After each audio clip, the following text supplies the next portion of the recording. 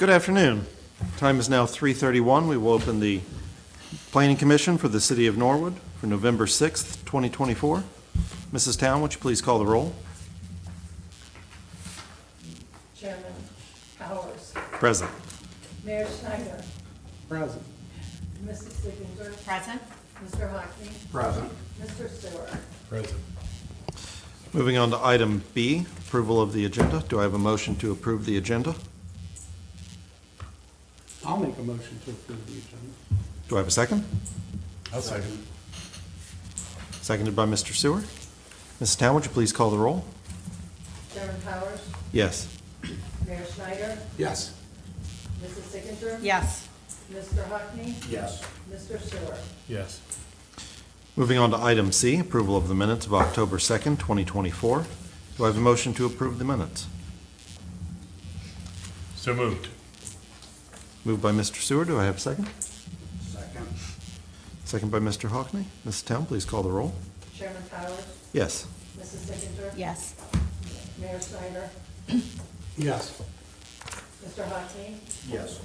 Mr. Stewart. Yes. Moving on to item D, new business. Dan Green, representing Our Lady of the Holy Spirit Center, 5440 Montgomery Road, Hamilton County, Auditor Book 651, page 0004, parcel 0205-00, located within an office zoning district with a planned unit development overlay. OPUD is requesting additional addresses of 5329 Montgomery Road and 2433 Quatman Avenue for delivery management. Is Mr. Green present? Thank you very much. Dan Green, D-A-N-G-R-E-E-N, represent Our Lady of the Holy Spirit Center. We're up on the screen. 5440 Moeller Avenue. Simply as a way to manage deliveries which have grown in different UPS, FedEx, Amazon, freight. Some things come in skids, some things come in envelopes. But it's just because delivery drivers seem to be different every single time, they get lost on our property. So we're requesting, since we touched, be easier, we chase trucks around, they circle our block 3 times. We end up pointing them here. And then also we have a drive off of Montgomery here. So we're requesting a delivery address here. So 5440 has been our address for 100 years on Moeller, but really not conducive to deliveries because the drivers change every time. They don't know where they're going. We chase them. Again, a drive exists on Quatman, Montgomery, so we're seeking new addresses on this.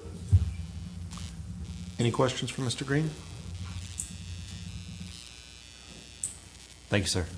Thank you very much. Let's take this down. Any Thank you. discussion amongst the commissioners? No, I mean, from what I see, it's just basically putting an address to a garage door on Quatman, 2 garage doors on Quatman, and then an address to basically a garage door on the back part of the building that was installed, so. Any concerns from the building department? No. Okay. Seeing none, I'll make a motion that we approve the request. I'll second that. Mrs. Town, would you please call the roll? Chairman Powers. Yes. Mayor Schneider. Yes. Mrs. Signature. Yes. Mr. Hockney. Yes. Mr. Stewart. Yes. Thank you, Mr. Green. Your request is approved.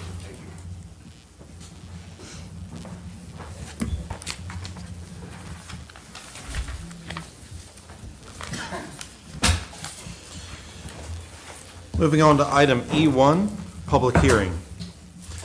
I'll make a motion to consider placing a planned unit development overlay zoning district over the property north of Robertson Avenue, known as 4500 Beach Street, Ohio, 45212, 6.480 acreage, Hamilton County, Auditor's Book 651, page 0019, parcel 0127, located within an M2 heavy manufacturing zoning district, and to open a public hearing on this topic. Do I have a second? I would second that motion. Or I will second that motion. Mrs. Town, would you please call the roll? Chairman Powers. Yes. Mayor Schneider. Yes. Mrs. Signature. Yes. Mr. Hockney. Yes. Mr. Stewart. Yes. Okay. Motion is now open to consider placing of the PUD overlay.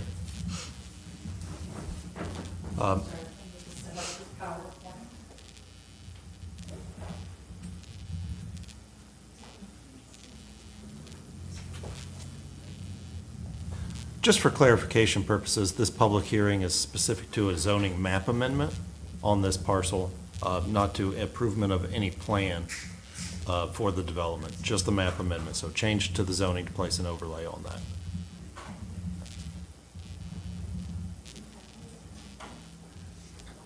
And I have it on my computer.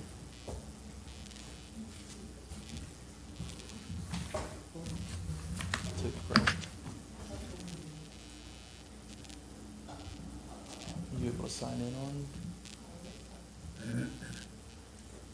How about this?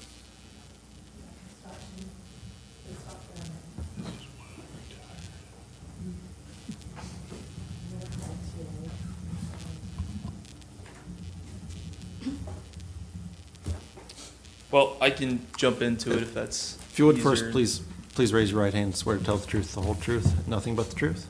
I do. Please continue. Mick Oakes with PLK Communities, MICK-OAKES, 5905 East Galbraith Road. Wanted to update Commission on a few of the updates from the last time that we met. I know we're working through some PowerPoint that we better could visually display it, but I know those documents have been provided to council at this point. So the first one being we have the update to the life safety plan for Multicolored North, Robertson North. We had discussed about splitting both of those PUDs into two separate applications. Robertson South being the parcel, the smaller parcel towards the south of Robertson, obviously, and then the north. And some global updates, just because I know there's several items that we'll be going through. So we have updated the fire truck turning radius in multiple locations on that north parcel that we had talked about. We updated the open area requirements.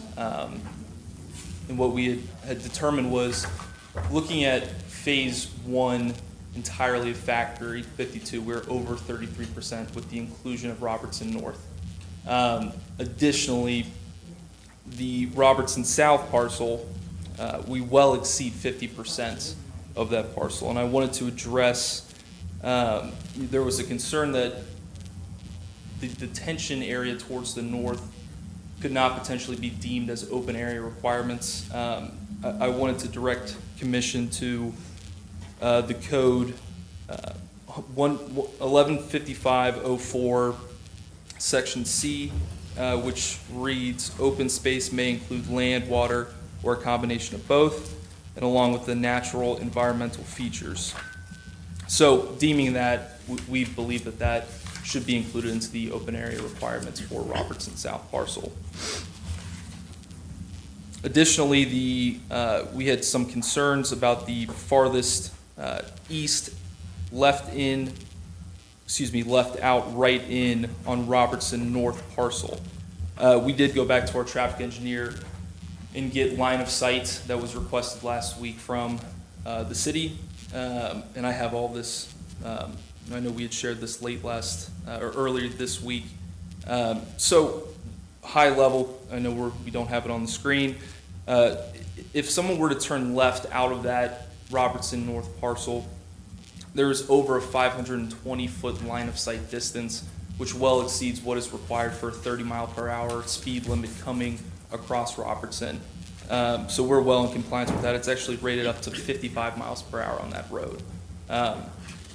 So we believe that we're well in compliance with any of the line of sight issue or concern that was shown there. And one final thing regarding Robertson South. So few issues that we had been brought up to us by the city.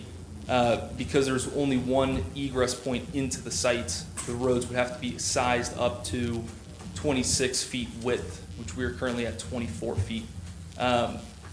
This was late last week. We are confident that we'll be able to scale those roads width-wise without having to adjust any of the building locations right now. So for the purposes of planning commission, general locations of buildings and structures, we're in compliance with that, as well as the FDC fire hydrant. We had shown one on the submitted application. We'd gone back, that was a layer that had been turned off on the drawing, so we will, obviously before permits are issued, we will have all those in compliance with city and fire department.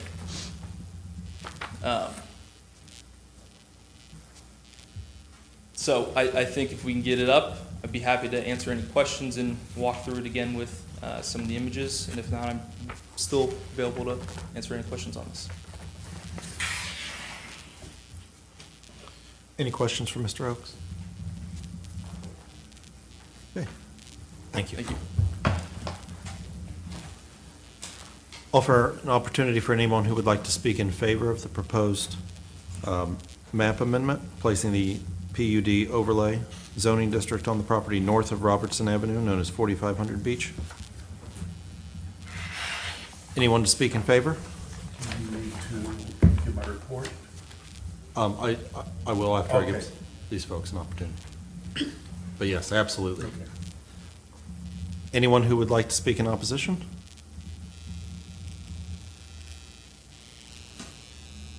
Please come to the microphone, sir.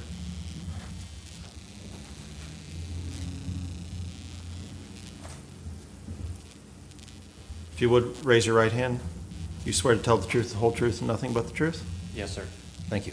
Please state your name. James Lynch. Proceed. A concern that I have is they're talking about the streets coming off Robertson. The inflow of traffic has been pretty spectacular over the last year. It's dangerous to pull out of the driveway now. I mean, he mentioned 30 miles an hour. I think the speed limit might be 25, and it's behind actually a telephone pole now, so no one can see it. And I'm sure if you sat in front of my driveway, which is, maybe a third of the way down from Beach, yeah, they're hitting 40 miles an hour.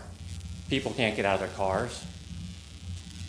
And then if they're adding more traffic there, the other thing I have an issue with is I live at 2721 Robertson Avenue. And I really don't want to feel, getting lights going into my house, people turning out of that place. I didn't really move there for that purpose to have, I'd like to keep a blind open or something or whatever. Traffic going one way doesn't bother me, but when it's coming out and I have lights, constantly, then yeah, that would be an issue. And that's all I have for right now. Thank you, sir. Thank you. Yes, ma'am. Please raise your right hand. Do you swear to tell the truth, the whole truth, and nothing but the truth? Yes. Thank you. Please Terry proceed. Meager, 4335 Beach. How do they plan on obtaining the 2 extra feet for the width of the beach end? You said it was 24 feet now. They need to get it to 26 feet wide, correct? Is there a plan on how to obtain that? We're really not able to answer the questions directly during the public hearing. Okay. It's just an opportunity Then for that's a comments. concern of mine. Understood. Thank you. Thank you, ma'am. Anyone else who would like to speak in opposition?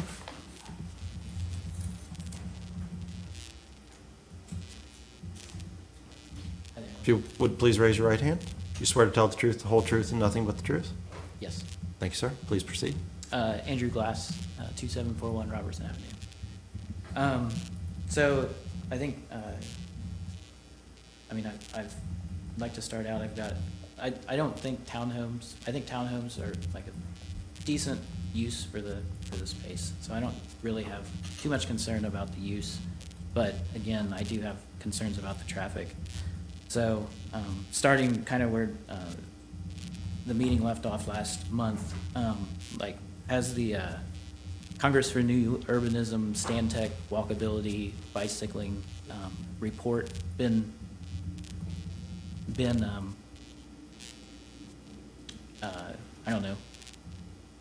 consulted, I guess, for the new proposed development? It seems like we've got this great resource of a traffic or a walkability report. Like we ought to be starting to apply it right away. I mean, this is one of the largest developments probably that we're going to have in our neighborhood in the decade. So it seems like a great opportunity to start to look at that report and start to implement it. So I wonder if that's been done for what's been proposed. And I think, you know, if we can improve walkability, perhaps, you know, roads wouldn't be the first criticism everyone has of our city. So I think that would be an improvement. And so, you know, to get to traffic, I think I echo the first gentleman's concerns. Living in Robertson, like, traffic has increased substantially in the past 3 years. You know, turning into my driveway, folks have, if I'm turning left into my driveway across the other lane of traffic, like, I've had somebody try to pass me on the left of as I'm trying to turn left. So, you know, you do the math, and my daughter in the car seat in back, like, that's pretty concerning, right? So just an example there. Last month, the improvements to the bridge were talked about or mentioned, and it sounded like that was a 5-year process. So I guess my question would be, like, if we're just starting those conversations, like, this is year 1, like, where are we at for the next 4 years before those improvements are made to the bridge across 71? And I feel like there'll be other proposed things happening before that bridge improvements start to happen, be realized. I also heard that the streets for the development, like, those won't be publicly dedicated streets, so those will be private streets. So that's a little concerning to me, that, like, these public resources, streets, will be held by a private organization and upkept, and they'll be the sole, you know, decision maker on those public utilities. And that next, like, the traffic report, we heard last month that the traffic report was like the peak of the peak employment at the factory 52, or the old playing card factory, was looked at versus what the proposed occupancy is for the development. And I guess I've got some real concerns. I feel like a lot has changed in commuting habits from whenever that report was done, whenever peak employment was at the playing card factory. I think I saw 3,000 as a number. Like, that seems like that's a lot of employees, right? However, you know, I can only imagine that if there was 3,000 employees there, that was probably, you know, quite a few years ago. And in the years since, commuting habits have changed drastically. You know, it's only been since the 80s that, like, every household has 2 cars, right? And I know before that, there was a streetcar on Beach Street. So the employees, point I'm trying to make, the employees were getting to those places of business in other ways, not cars. Now everybody uses a car. So I have real issue with comparing those apples to oranges, the old number of employees to the proposed tenants in this development. And so I think my final point is, like, has a traffic engineer, like, reviewed what's been proposed on Robertson Avenue? I would wonder if, I wonder what the answer to that question is. Like, I wonder if council has reviewed that with a traffic engineer. There's only, like, 3 bridges that cross 71. So we've got Smith, we've got Edwards, and we've got Robertson in Norwood. And, like, nobody wants to walk or bike across Smith or Edwards. But Robertson is great. Well, I see people biking across it all the time, people running up and down on a jog. So I guess I just want to say, like, I hope we don't lose that on our street. It seems like a great amenity Wasson Way on one into town, and, you know, what if Robertson was kind of the balance to that, this great multimodal, walkable, bikeable bridge over 71. That's all I'd say. Thank you. Thank you, sir. Anyone else to speak in opposition?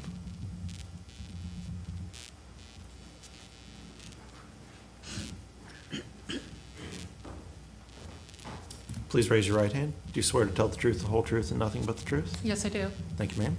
My name's Diane Farrell. It's Diane, last name's Farrell, F's in Frank, Arrell.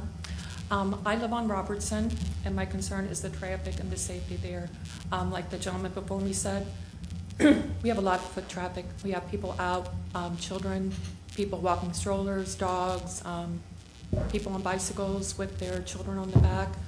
I have lived there 36 years. Traffic has gotten increasingly worse, and people do not go 30 miles an hour. I believe the gentleman earlier stated 40. It's like, that's probably conservative. I have had a car totaled there. My husband has had a car totaled there. We've had a neighbor that lost their porch. We've had another neighbor that lost a porch. My next door neighbor had a car totaled there. People come over the bridge and they're not slowing down. And now it's just as bad the other way. Sometimes I come home and I try to turn right into my driveway. It starts slowing down well ahead of time, make sure my signal's on, and people behind me are just right on my bumper. And it's very difficult. I know the study was done and it addressed the peak hours, but traffic now is constant and it is going faster than the speed limit. And the one neighbor that had somebody wreck into her porch, there was a young woman and a child on that porch. They were passing out information. It was around election time. They were passing out information. The car ran into the porch. Luckily, they were not harmed, but traffic, really, something needs to be addressed there or somebody will be harmed in the future. So I would hope you would all take that into consideration. Thank you. Thank you, ma'am. Anyone else who would like to speak in opposition?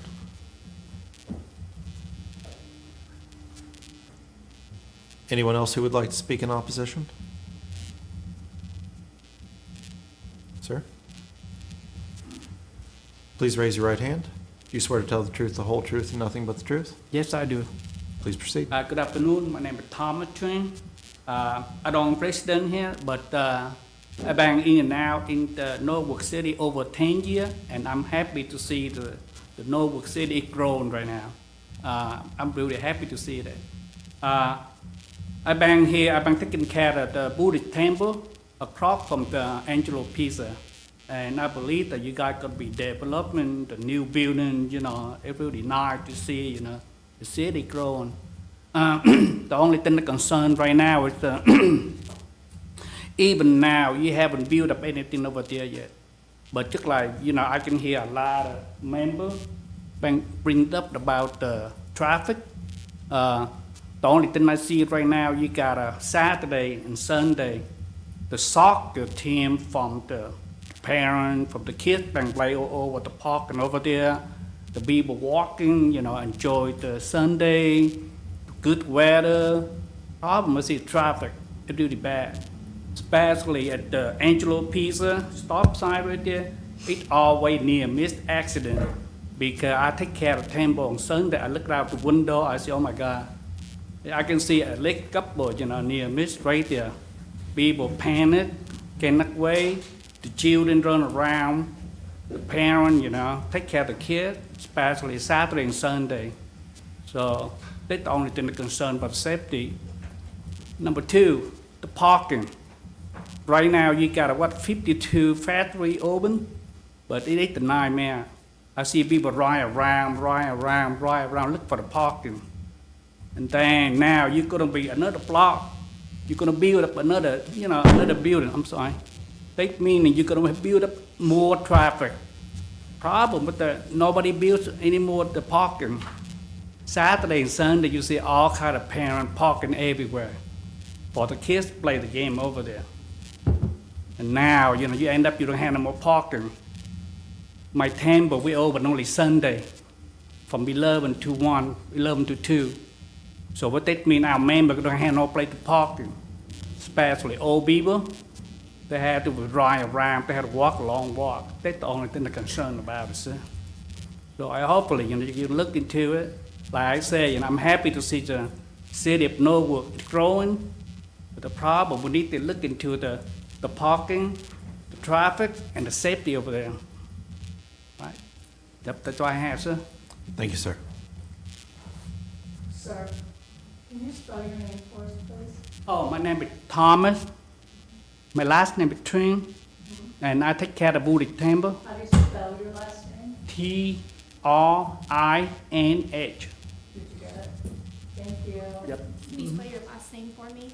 T like Tom, R like Roger, I like inside, N like Nancy, S like Henry. Tring. And what's your first name? Tom. You can call me Tom or Thomas. Thank you. Thank you, sir. Yes, sir. Yes, sir.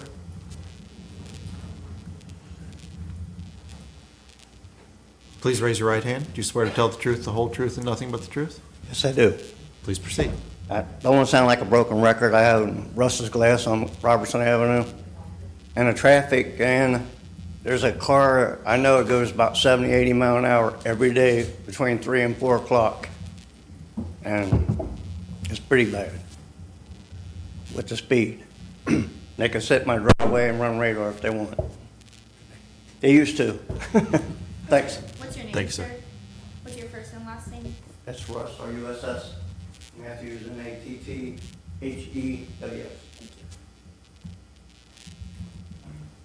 Anyone else who would like to speak in opposition? Sir? Please raise your right hand. Do you swear to tell the truth, the whole truth, and nothing but the truth? Yes. Please proceed. Would you start with your name? My name is Tony Boyle, Tonyboyle. I live on Robertson Avenue. And with the increased traffic and cars parked on the side of the street, I physically cannot see either way which way traffic is coming when I back out of my driveway. It's very dangerous for me. Also, with multiple people addressing the speed issue, when you come across Robertson Bridge, there's 2 lanes that dive into 1 lane, and I think that's why the increasing speed, because everyone is speeding up to cut off the other person. So when we say speeds of excess of 40, 50 miles an hour, that is not a joke. Those are people that their lane ends and they are speeding up in front of other cars to get over. And also, I walk my dog on a daily basis in the 4-way stop next to Angelo's Buddhist Temple. I have almost been hit there multiple times crossing the street. I don't feel safe crossing the street there at all. I don't think many other residents do. And then lastly, to the traffic point, I've come home where I've seen cars parked along my street all the way past the bridge. From Angelo's Pizza, parked all the way past the bridge, on the bridge, illegally parked.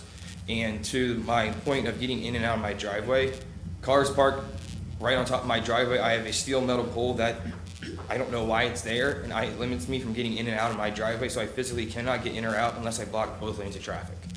And with traffic increasing worse, it takes me upwards of 5 minutes sometimes to try and back out of my driveway. Thank you, sir. Anyone else who would like to speak in opposition to the map amendment?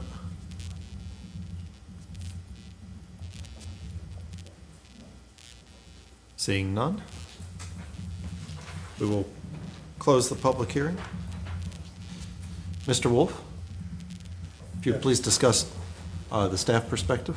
Okay, the staff's perspective, well, the applicant's asking, for this agenda item, number 1, the applicant's asking that the planning commission be added, the planning commission to add a planning PUD overlay onto the heavy manufacturing district M2 zoning located at 4500 Beach Street.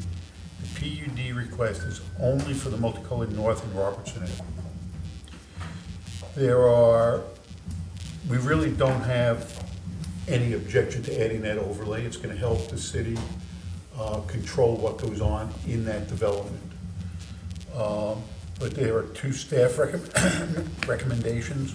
One of them, of course, is deny the PUD overlay and have the applicant continue with the M2 zoning, Or two, approve the submission for a PUD overlay on the M2 and include caveats that would make the area safer and more usable for the general public.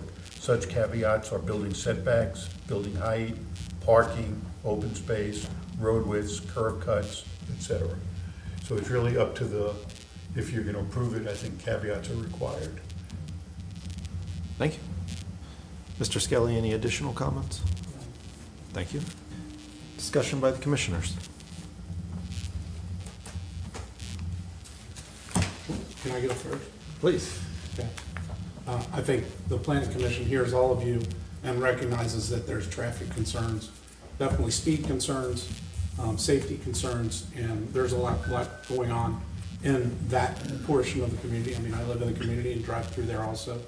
I've driven through there and probably did the exact same thing, either slowed down or sped up because there was sort of two lanes, but there's definitely areas that we need to work on with the developer as we move forward with this. I look at this, the first part of this, which is the map change, is a tool that the city needs to put in place to provide some protection and some standards that we can hold to. So I will be making a motion to endorse the placement of planned unit development. That's not my motion right now, but I think that there's definitely a lot of work to be done. We've got a project that is just exceeding all of our expectations and what it's bringing to the community and the community thriving in that area. But there are challenges with it, and we need to work through those, and that's what this is all about. So, thank you. That's all I have to say. Further discussion? So we're voting strictly on the ruling of the additional PUD We are for that voting area that's outlined. just to place the zoning overlay on that area. That's correct. Okay. Just a zoning change. Thank you. You're welcome. Further questions or comments from the commissioners?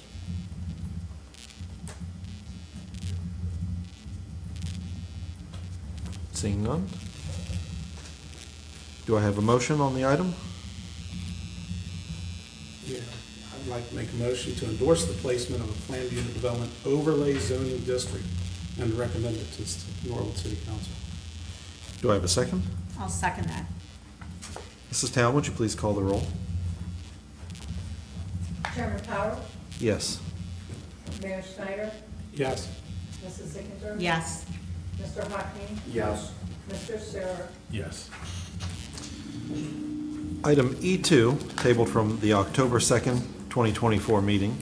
Mick Oaks, Associate Developer with PLK Communities, is submitting an application to expand the existing 18.673 acreage, 4590 Beach Street, Norwood, Ohio, 45212, Factory 52 Planned Unit Development Phase 1 and Phase 2, now comprised of Hamilton County Auditor's Book 651, page 0019, and parcel 0202, 0206, and 0210 to include the property north of Robertson Avenue, known as 4500 Beach Street, Norwood, Ohio, 45212, 6.480 acreage. Hamilton County Auditor's Book 651, page 0019, parcel 0127, located within the M2 Heavy Manufacturing Zoning District, for a total of 24.153 acreage. So this is to expand the existing Factory 52 planned unit development plan from the current site over what is, you would consider the multicolored north portion, which is north of Robertson Avenue. This was a tabled item, tabled to this meeting, so we don't need any motion to reopen this. I'll invite Mr. Oaks if he has any updates he'd like to provide on this item. Run through the PowerPoint if we're able to get this up.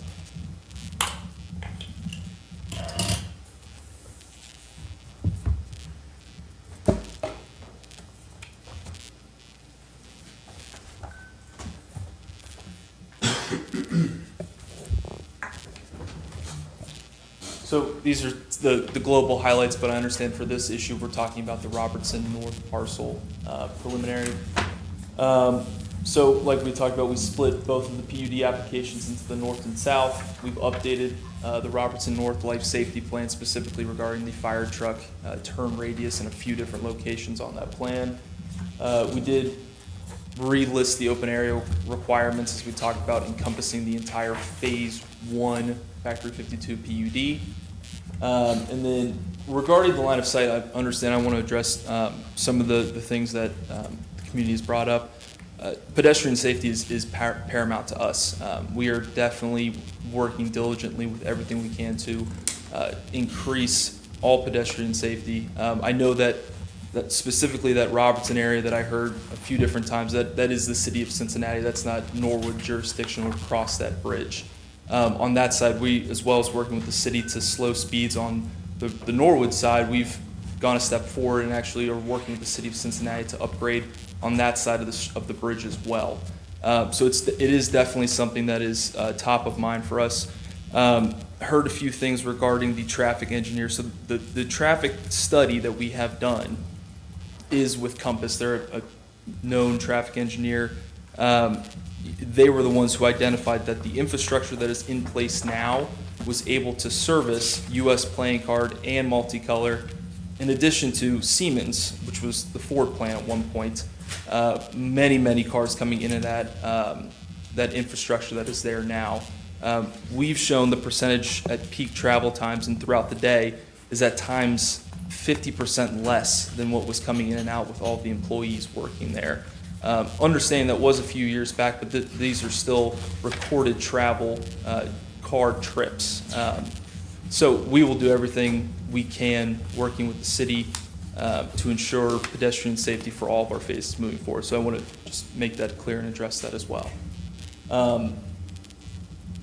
So here are the 3 locations that we had identified with the city and the fire department with turn radiuses of concern. So we did massage a few of these hardscapes.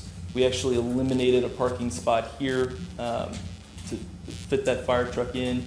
And then we did identify this was giving us some concern as well. Going down this boulevard was proving challenging. We could fit a fire truck, but it would be tight. But what we realized is that both of these 2 blocks of townhomes are accessible by 3 sides. So therefore, we wouldn't need that 4th level of fire truck access. Open area requirements. So we did break these out into the different sections. The Phase 1, the highway lane, which has already been approved and incorporated into the Phase 1 PUD, and in orange, what we're asking to be preliminarily approved. So, and what I've highlighted in the bottom right corner is taking all 3 of these pieces of the puzzle into one PUD. We have over 33% open area space, walkable sidewalks, the big central green space, the event lawn that's coming in the highway land. So that's definitely a priority for us to build great communities that people want to live within and take pride of having open area space, especially in a more urban feel setting, living community. And then this is the left turnout that we were talking about. So this was, again, Compass was our traffic engineer on this. They were able to quickly compile this report to us as we talked about it last week. We are over, give or take, 520 feet from this left turn right here. I know there were some people driving faster than 30. The posted speed limit coming west on Robertson is 30 miles per hour, as confirmed by the traffic engineer.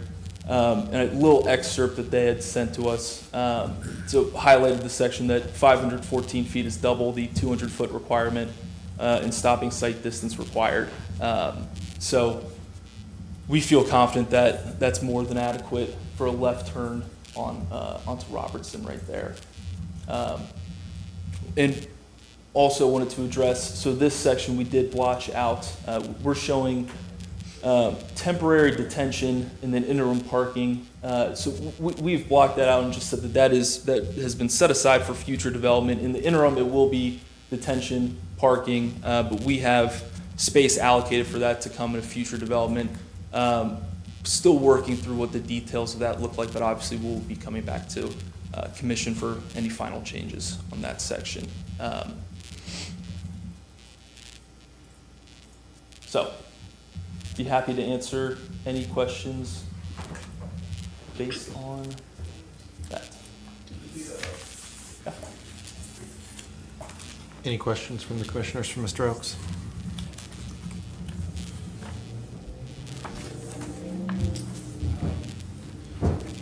Mr. Gary? Mr. Oaks, is that 30 miles an hour posted speed limit, is that on the Cincinnati side or the Norwood? I would have to double check that. I believe it would be Cincinnati side if it's That coming is the Cincinnati side. east off of Robertson. I assume that when the entire plan for the PUD is submitted, it'll include recommendations as to how to handle the traffic. Is that correct? We will be reviewing that here shortly. That is also on the agenda. Okay. Because, I mean, I think it's reasonable for these people to be here and concerned about the traffic and Yep. how to mitigate speed and with signage and, you know, no parking and, or, you know, signage like no parking and that. Absolutely. Yeah, no, we come up with a comprehensive signage package plan for all of our phase 1, and we fully anticipate to do the same thing for phase 2 and 3. Where does the 30 become 25 as far as you can tell? I would have to refer to the traffic engineer's report. It is somewhere along crossing that bridge. So my understanding is going westbound, if you're at that four-way, Robertson and Beach, that is a 25 posted. Coming eastbound from Cincinnati, that is where the 30 mile per hour is. As soon as you cross the east side of the bridge, you have crossed the corporate limit, and that would be where the speed limit would change. Okay, So the bridge in its entirety should be a 25 mile per hour speed limit. okay. Because I mean, my understanding is that everything in Norwood is 25 except for during school hours in school zones. And the divided you know, the limited access highways like Norwood, Waterloo, and 71. That's correct. That is correct. Okay, so if those speeds are at least enforced, or close to enforced most of the time, be safer. Correct. Thank you. Thank you, Mr. Oaks. Thank you. Now offer an opportunity for anybody who would like to speak in favor of this agenda item. And I just want to clarify that this agenda item is about expanding the plan from the current Factory 52 site to incorporate the multicolor north portion. That's the portion of multicolor that is north of Robertson Avenue. It's not improving any portion of the plan, it's just expanding that so that it is a single PUD. Offer an opportunity for anyone to speak in favor. Sir, please raise your right hand. Do you swear to tell the truth, the whole truth, and nothing but the truth? I do. Thank you. Hi, Nick Lingenfelter on behalf of PLK Communities. Mr. Gare, I wanted to elaborate on your comment there because Mr. Oaks has not been involved in the conversations. So we have been meeting directly with ODOT. That bridge is an ODOT bridge. It's a little funky because the bridge is owned by ODOT in the city of Norwood. The edge of the bridge is the city of Cincinnati. So there's a lot of things we would love to make changes about the bridge, widen the sidewalks, but unfortunately, it's an ODOT bridge. So we're actively making requests to them to even be able to put new sidewalks in. Mr. Chairman Powers was at one of our meetings as well where we met with them. So would love to put signage there because to his point, the 30 miles an hour stops at the edge of Cincinnati, but there's nothing there that says on the bridge it's 25, but it's an ODOT bridge. So I don't know how we can hang a sign on there, whatever we need to do, but we're willing to do whatever signage improvements it takes. We're kind of stuck a little bit in, none of us own the bridge or control the bridge, and how can we go about doing that? When we made this design and had that intersection closest to our property, the reason we located it there, we tested 3 or 4 different locations, and we've been working with the traffic engineer for close to 9 months now. The intention is we actually think that's the right location long-term for a stoplight. So the reason why we put that there is ultimately we do think a stoplight needs to go there, so it actually forces people to stop really kind of right as you're entering the city limits. But right now, the warrants aren't there. So in order to put a stoplight on the property, we need to be at a certain level of traffic warrants. We do think we will eventually hit it when that parking lot and everything gets built out, but until we actually get to a level of traffic that allows us to install that light, we could put it up and all of a sudden, like, it's not really a state light. We couldn't ask them to repair it. We couldn't ask for a lot of different things, and unfortunately, it's not under their warrant classification allowed yet. So, but our intention, we do believe we will get a significant amount of traffic that will then all of a sudden just exit through there and kind of stay off Beach and Robertson and hopefully alleviate some of that traffic. So to that traffic concern, yes, we will figure out the best way to sign it. It is 1.5 lanes wide on the Norwood side, 2 lanes wide on the Cincinnati side. So as you're looking at our traffic plan coming over the bridge going east to west, one of the things we've done is that's actually a turn lane into the property. So we're saying, okay, we understand, how do we get that second lane to slow down? I don't know how that kind of alleviates, somebody trying to slide over or go a little bit faster, other than until we kind of put a light there or something else, there's not an easier way to do it. But we're in this weird situation of their road is 2 lanes, we're 1.5. What else do we do? Could be a curb extension, but that doesn't really stop somebody from speeding up. We could look at, you alternate cars parked on opposite sides of the streets to slow people down so they're forced to have some other type of rhythm. The other thing that we've done is, and the city worked with us on this, we applied with the Landsman's Grant to help redo part of Doral Field.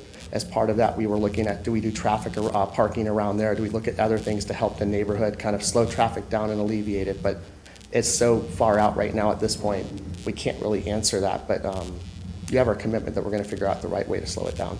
So I just want to make sure I answer that because he hasn't been involved in the conversations. Thank you, sir. Thank you. Nick, would you spell your last name? Yes, ma'am. Sorry about that. It's Lingenfelter. Thank you. Anyone else who would like to speak in favor? Anyone else who would like to speak in favor? Offer an opportunity for anyone who would like to speak in opposition.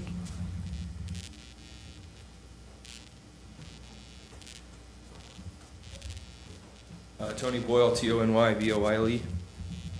Do you mind if I go back to one of your slides? If you would, sir, please raise your right hand again. Do you swear to tell the truth, the whole truth, and nothing but the truth? Yes. Thank you. What's your address, Mr. Boyd? 2739 Robertson. Thank you. So I understand that this is the potential outline of a traffic light going in right after the bridge. I'm in one of these first 5 houses here. If that light is red and there are more than probably 3 cars at that stoplight, I physically cannot get out of my driveway. So that's a grave concern for me. Also, my house is going to be directly across from the other entrance that's circled in red to the left. That's directly across from my house. If I'm backing out of my driveway, how do I know that car is not going to pull out and go left or right behind me when I'm trying to back out of my driveway? So I don't see how I'm going to be able to safely get in and out of my driveway in these scenarios. Thank you. Thank you, sir. Anyone who would like to speak in opposition? Anyone who would like to speak in opposition?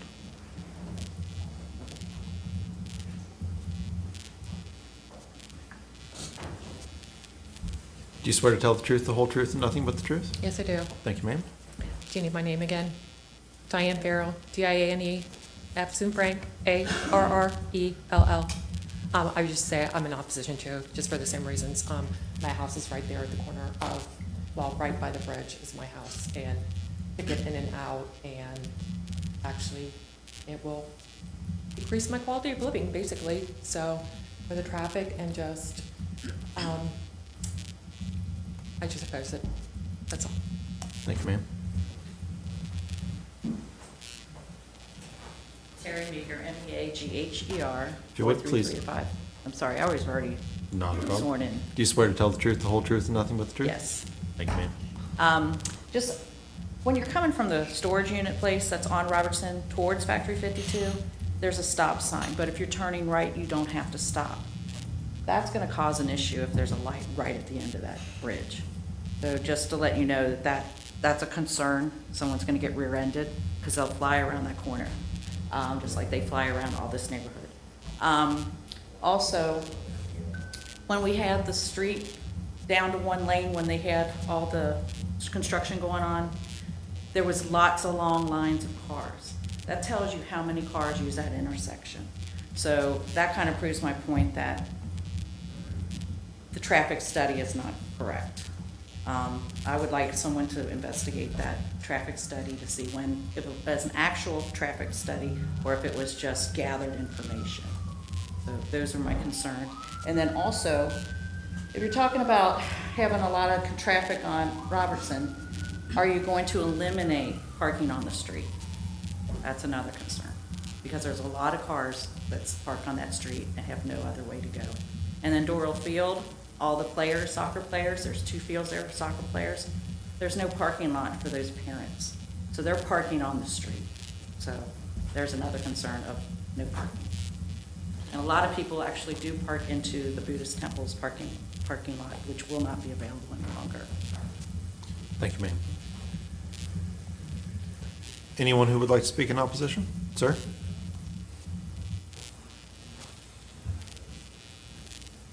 Do you swear to tell the truth, the whole truth, and nothing but the truth? Yes, sir. Thank you. I'm just a little bit confused at, the terminologies, they talk about US playing cards, all the cards that were there. Everything was done in shifts. So it wasn't like it was a, constant rush. Shifts came in, shifts came out. So I don't think that analogy of comparing it to number of cars is really appropriate for this, this circumstance. Yeah, I think that's pretty much it. I think something needs to be updated and, provided us, especially those who live there, are kind of being encompassed and surrounded. I understand the front side where they're at or whatnot, and then you're gonna add more traffic for the subdivision that's going behind. I mean, I just don't know where it's gonna go. Thank you. Thank you, sir. Jim Lynch.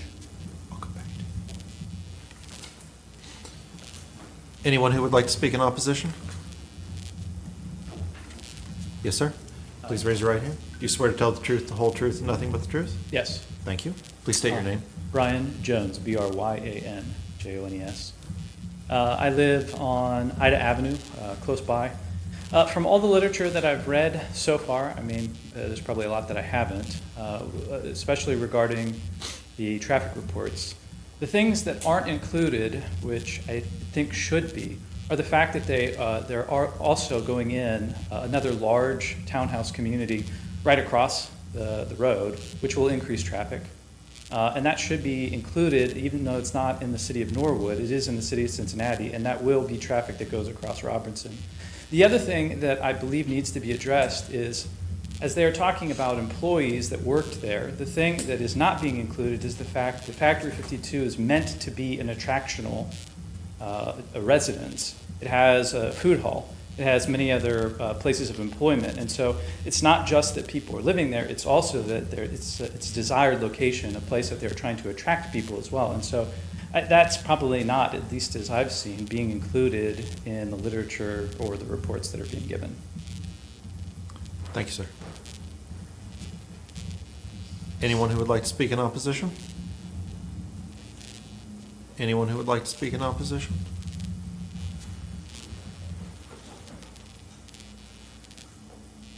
Okay. Do I have a motion to close the public hearing? So moved. Second? I'll second. Mrs. Town, would you please call the roll? Chairman Towers, Yes. Mayor Schneider, Yes. Mrs. Signature, Yes. Mr. Hockney, Yes. Mr. Stewart. Yes. Okay. Staff comments? Mr. Wolf? Yes, this is agenda item number 2. The applicant is asking the planning commission to expand Factory 52 PUD Phase 1 and Phase 2 into the multicolored site north of Robertson Avenue, located at 4500 Beach Street, to be known as 4590 Beach Street.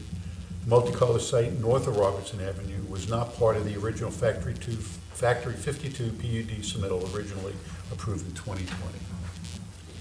The site combining can only happen if agenda item number 1 has been approved, which it has. Our zoning code, section 1155.05, area density and regulations. All land within a development shall be contiguous in that it shall be not divided into segments by any limited access highways, tracks, lands, or other streets, rights, right-of-ways, pipelines, transmissions, etc., not owned by the developer for the planned unit development. Multicolored site, north of Robertson Avenue, is contiguous to Factory 52 and can be joined to make one big PUD. The rest staff recommends that we do combine the PUD site for the one Factory 252 PUD. Combining the two PUDs into one larger PUD, the board shall extend all the rules and regulations and variances set forth upon Factory 52, Phase 1 and Phase 2 to include any new additional areas, plus any caveats from the Agenda 1 item. Any questions for Mr. Wolf? I have a question. How many of those things are there? I mean, I'm kind of the new guy on the board, but when I see somebody say it's going to include all, are those listed somewhere? It's in the original PUD. It's but in the there's original also- PUD submission. It's okay. also in the set of documents that you did receive. They do list, what page? They're itemized, though. Yeah, they're Right, itemized. That's what Here, it's on page 3, mixed use, it's mixed use, front yard setbacks, rear yard setbacks. They were all been basically waived. But I wanted to make sure that those are included when you combine them. Okay, but those were actually part of our PUD Yes. zoning code. Are there items that No. aren't part of our PUD code? That's, No, I mean, they waived a lot of the information that was part of the PUD Okay. in our zoning code, which the planning council did have the right to do. okay. Mr. Mayor? I just wanted you, you're stating that the staff recommends that we go ahead and do this because it's contiguous to the original and it puts all the controls and constraints in place that are in place right now for the original, so it provides some protection for the city and the tools necessary to move forward. Correct. Correct. Thank you. Mr. Skelly? I just wanted to bring up, at the request of the system law director, I believe the third flyer speaker wanted just to get the confirmation for the street address. That was the only reason I was trying to leave. Ms. Farrell? Ma'am, what is your address? What is your street address? 2749 Robertson. How many houses do you live from Mr. Boyle's house at 2739? Is it just, how many houses away? Same side of the street, right? I believe 3. Okay, thank you. Has everybody who has testified or offered comment at the public hearing today, is everybody a Norwood citizen other than the professionals that are here with LPK? Okay. Everybody's nodding yes, right? Yeah. Nobody's saying no? Thank you. I'm just trying to understand who's all here, basically, and how extensive this traffic problem is, because I get to enforce some of the traffic laws with the help of police. Thank you. Thank you. Discussion by the commissioners?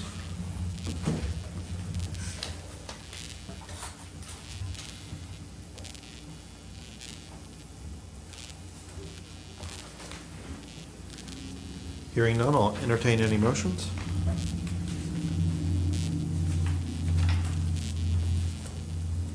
This is for number, This is for item E2, expanding the planned unit development plan to incorporate both the current Factory 52 site as well as the expanded multicolor North Robertson. So I would make a motion to endorse the expansion of the existing planned unit development, and sending it on to council. Do I have a second? I will second that motion. Mrs. Town, would you please call the roll? Chairman Powers, Yes?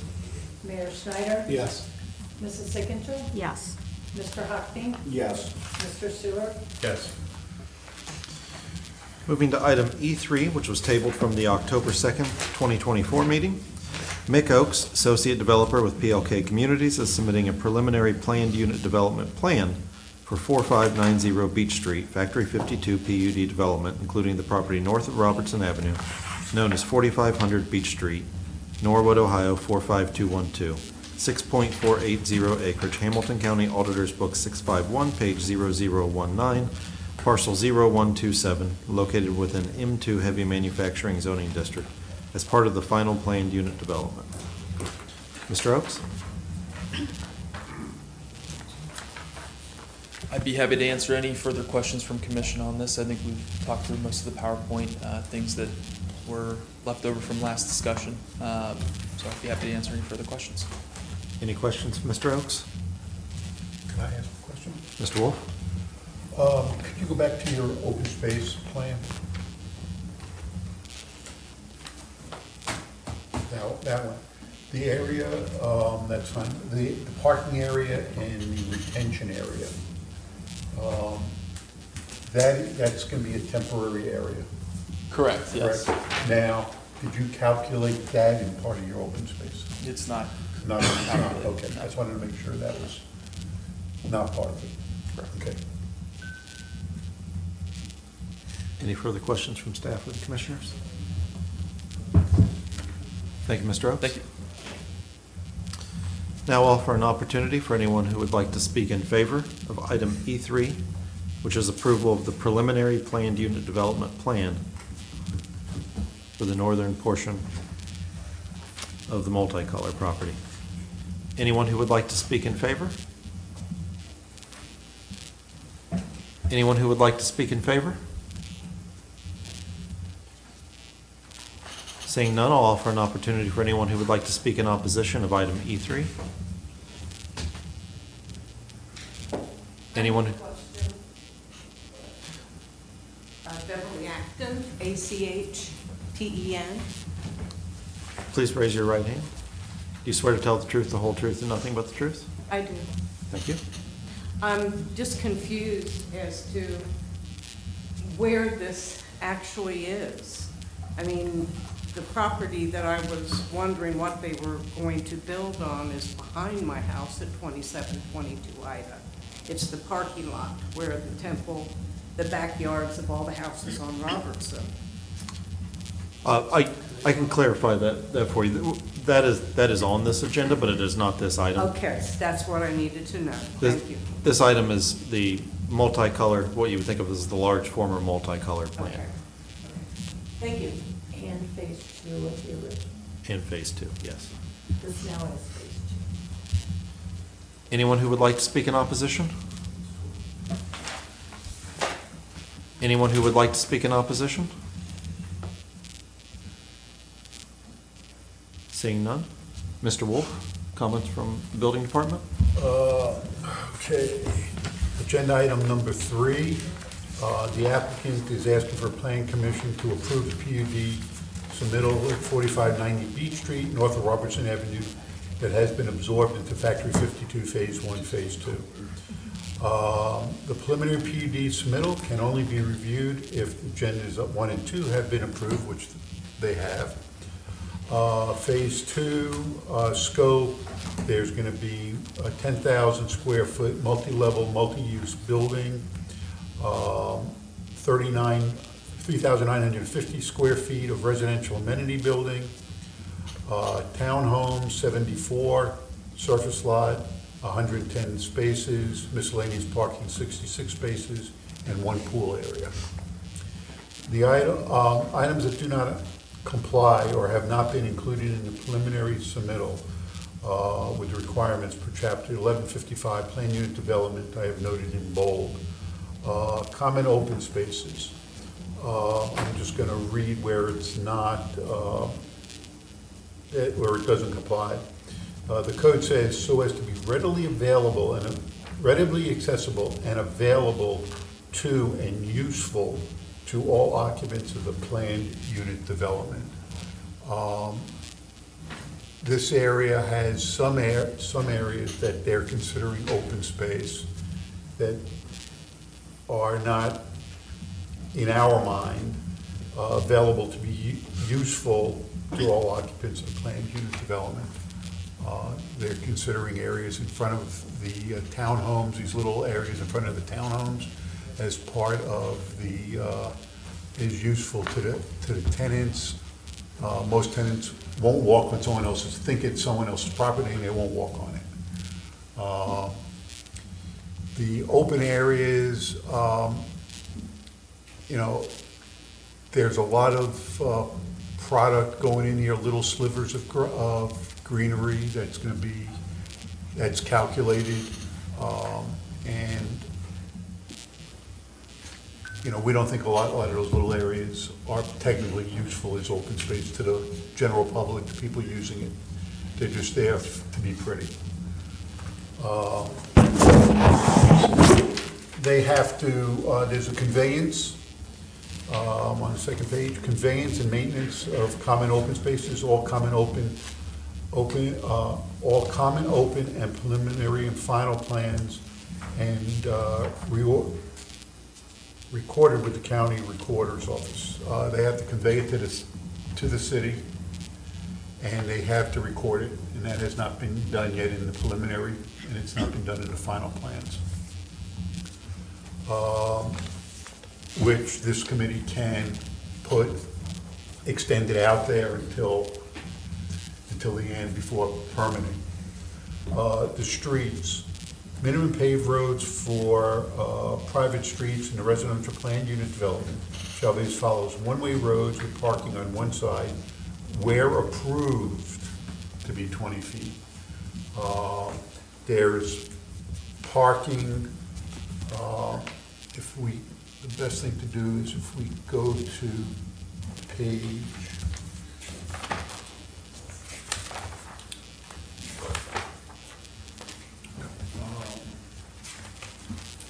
here's a safety plans.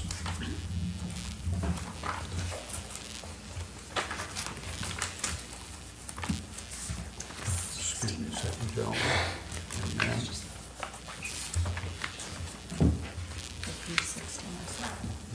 The safety plan, page 26 and 27. If you go to page 26, the streets that are, that they're showing that fire trucks can go down are 20 feet wide. That's our streets codified says it can be 20 feet, but it doesn't meet the fire code. The fire department is going to have a hard time going down those streets to protect these homes. So the fire department, upon their recommendation, though their code says apparatus road should be 26 feet,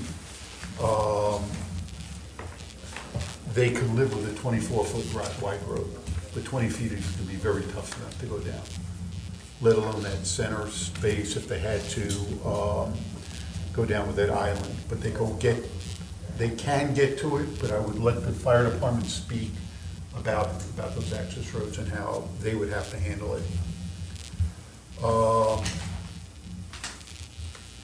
115513, preliminary plan submittals.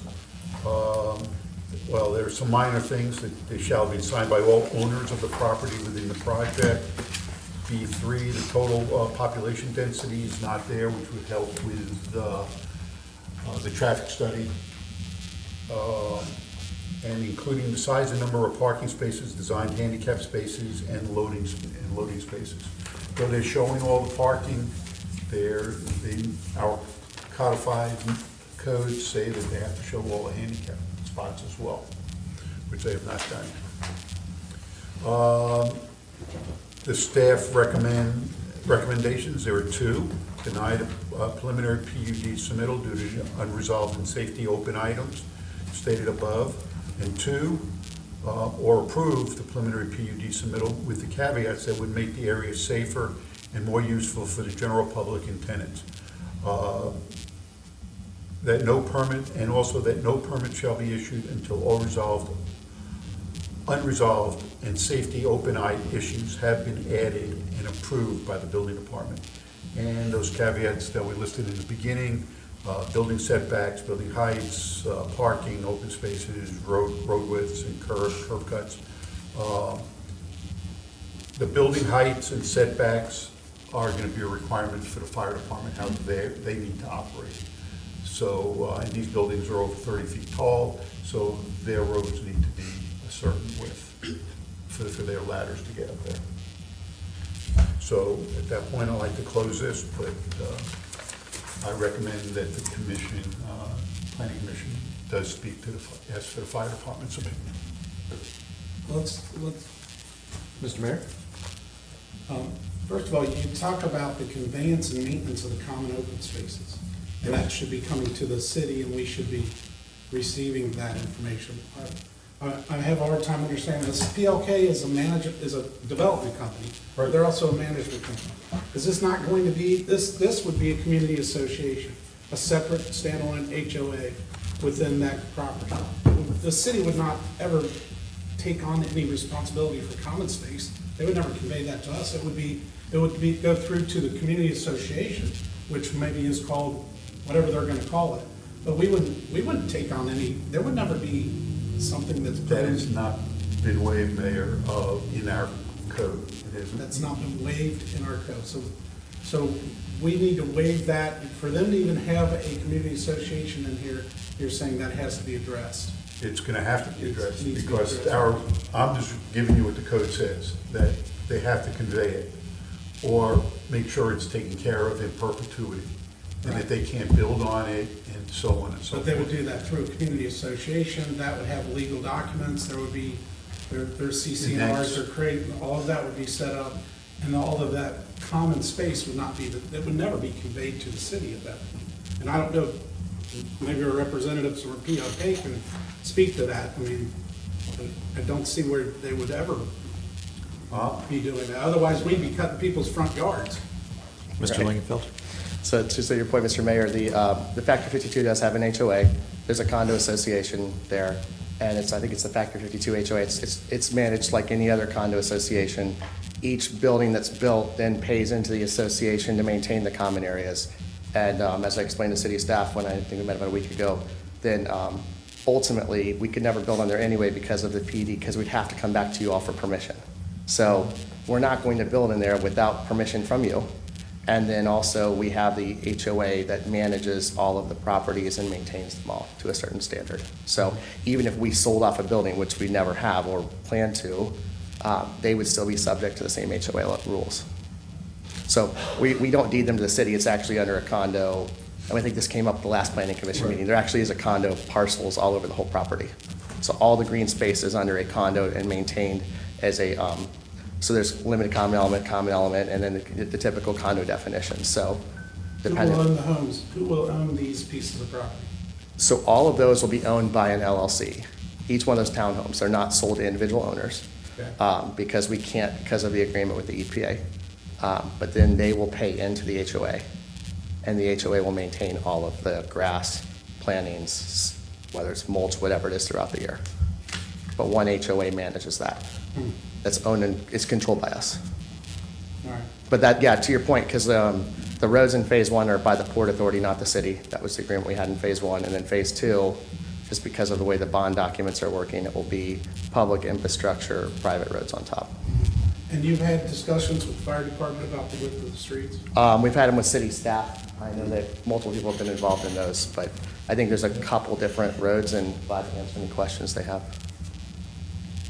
Let's pull the chief or assistant chief up here since they're here. They always look sharp, so we might as well put them on the mic and get them on camera. Thanks. Thomas McCabe, Fire Chief, City of Norwood. As the code states, a roadway is being built for this required 26 feet. there's a caveat within that that allows the fire chief or the AHJ, the authority having jurisdiction, to sign off on smaller pieces. The problem we have with this development is the condensed land units base. It's really tight. It's a dense property. And when you're talking about maneuvering a fire truck that's a little less than 60 feet long, those projections they put up are assuming perfect turns, nothing being in the way. And when you're talking about life safety, that's an important piece. That's why the code states specific width, so it gives us a little bit of travel. As to the comment made that they don't have to have full access, that's actually incorrect. They're required to have full access unless we sign off on it or if the building is sprinkled. Now, they're saying it's going to be sprinkled, but we've not seen sprinkler plans, right? This is a tough part when you're starting to, give full blessing on an entire project. Because what we're seeing is ideas and pieces. We don't have the full plan. And we don't know what that looks like. We have an idea of tenant load. We've not seen any hydraulics in terms of sprinkler counts, how much water is available. So we would maintain that you should keep the 26 feet for roadways until all of that's hashed out. And then we can say, yes, we have what we absolutely have to have for life safety purposes within that development. And we can say, yes, you can go to 24 feet, or if we decide a combination thereof. Let me interject. The drawings do call saying that they're going to be sprinkled. They do, correct. But there's zero sprinkler calculations put to it. Right. There's no identification of sprinkler pumps, fire pumps for the facilities. We don't know what the water pressure is going to be in those areas. So, we would maintain the code in terms of the fire code calls for 26 feet streets within the development. But you can't get into those until you get past this. You can't get into the particulars and some of those determinations until you get past some other stuff, so. Right, but we could put at the end that no permits are issued until through the final. That can be issued until that's reviewed and resolved. Okay, understood. Questions for the chief from the commissioners? Thank you, Chief. Thank you for your time. I have one more question for Mr. Lingenfelter. Yes, please. You guys are building properties everywhere, Yes, sir. residential properties. With the way insurance is right now, have you built any residential property without a sprinkled system? No, our insurance wouldn't allow it. And not only that, when we changed the building code last year, they actually changed the type of fire suppression we have to put in. It's about $500,000 to $1 million more per project now as well. So it's pretty significant. But to your point, typically people say, provided that it's sprinkled, it meets this, we're okay with those numbers. But we can't get to that level of the design until we know that the first part is approved, as you had indicated as well. But we would never be able to build a building without sprinklers today. Yeah, we could not get insurance. Thank you. Can I check one other thing? We are starting, PLK is requesting that we receive some drawings from them for CDs, which are construction documents for other people. And in there should be some calculations that we can review. So we may have to look at that prior to. Okay. Thank you. Mr. Mayor? One more, and maybe this is a better question for Mick. You had thrown up a diagram where you had shown, and I think that's something that the chief and assistant chief had looked at with the clearances for that. That was, the question of mine was the clearances with the 20-foot wide streets, 20 feet wide streets. Right.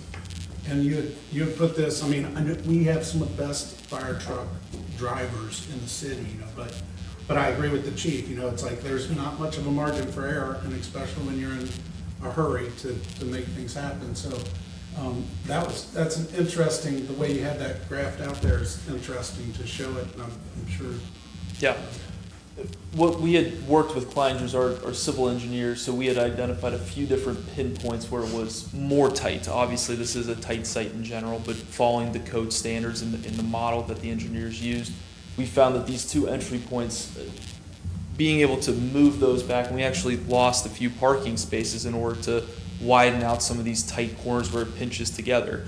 But in doing so, it made the model more smooth, right? And following the red lines of the modeled fire truck wheels, and the green being the actual turn radius of when that truck moves right and left, our engineering team found that it did model, and the model was successful. So that's what we're going off of in code-wise as well. And then the other is the open spaces. When we just combined the two and added that PUD added to it, does that include the open spaces? Yes. I mean, yes. stay there because it might. Yeah, it will include all the open space, any codicils that you put in place in phase 1 and 2. Now this whole thing now becomes basically phase 2. Okay. That's why you need to include all of that in your agreement, so it puts everything there, so we're not, we know what has happened in phase 1 and starting on phase 2, so we can follow it through. Otherwise, we could not be able to follow through, and what we will try to, it'll be a nightmare trying to figure out what's going on. Yeah. So to add into this is a unique, we have different pieces of this PUD puzzle that over time have been approved. What we've just done, taking a step back and looking at what was phase 1, what we called phase 2 originally with the highway land, and now the addition of multicolor. Take all that open area space, which phase 1, you can't see it depicted very well up here, had a ton of green space. So the entire site as a whole, that's what we had asked our architects to come up with this, engineers and architects to come up with this formula for us. And the big concern on the open space is the usable stuff, and, we know in phase 1 that the open space is usable. It's some of the other areas in phase 2 that are a little less desirable, let's put it that way. That, like the area, to give you an idea, behind the parking lot, or down by the mixed-use building down below. That's just treat area. Yes, it's a nice area to walk by, but that's about it. It's not totally usable. But bigger areas we're willing to look at. It's the little areas we weren't able to, in our minds, accept as real open spaces. That's all. So, that's where we're at on that. May I ask a question? Yeah, you can ask me a question. So the detention area, I don't understand how that could be a communal space. Well, this area, let me point, in your packet I left on your desk, you have this map. And this darker green area, which is actually, and correct me if I'm. Oh. Playing with your Wrong route, side. making you work today. It's this area right here, which is all temporary, because they're gonna be building a building there, and any retention is gonna be, at least according to Nick in our meeting, is gonna be underground. So there won't be any retention area down the road. Okay. Question is, how far down the road? And how about the grass or sod that's gonna be around the sidewalks? That's considered green space? Yes, that's what they're considering green space as well.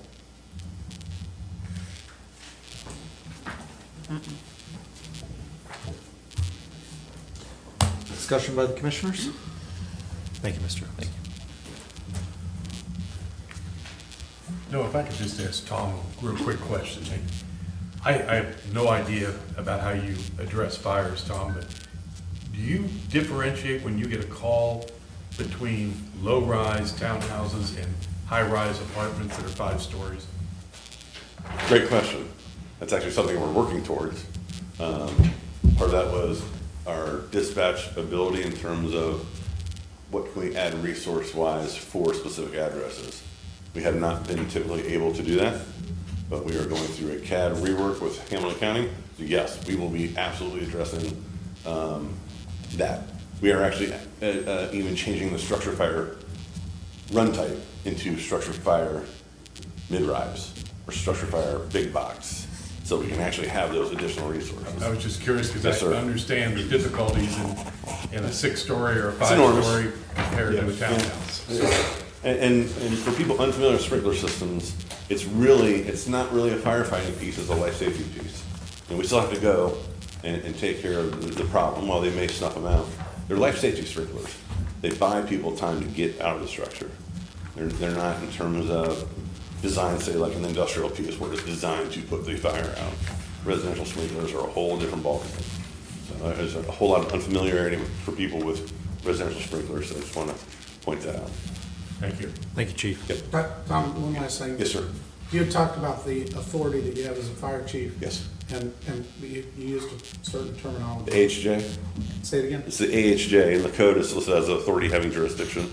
Specifically in the fire code, it basically goes to the fire chief or a fire marshal, and since we do not have a fire marshal, it falls to the fire chief in the city. Okay, thank you. You're welcome. Thank you. Discussion by the commissioners?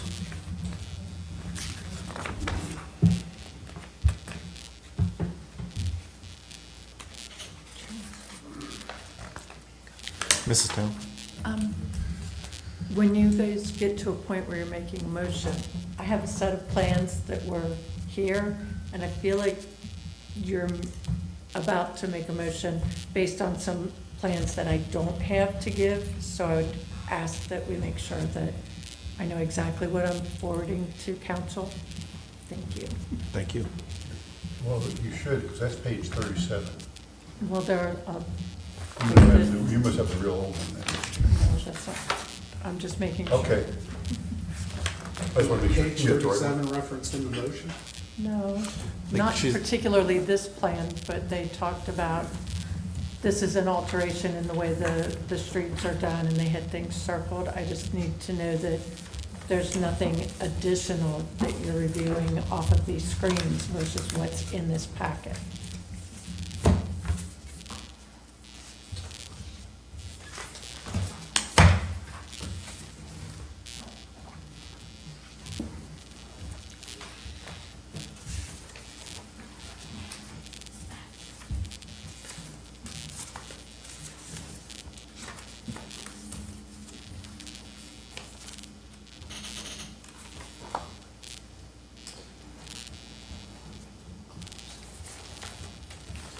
Will you entertain that? I will. Have you closed the public hearing yet? I'll make a motion to close the public hearing.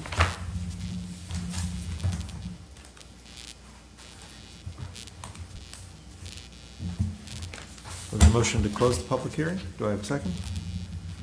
Second. Mrs. Town, please call the roll. Chairman Powers, Yes. Mayor Snyder, Yes. Mrs. Sickinger, Yes. Mr. Hockney, Yes. Mr. Sewer. Yes. Do I have any additional motions on item E3?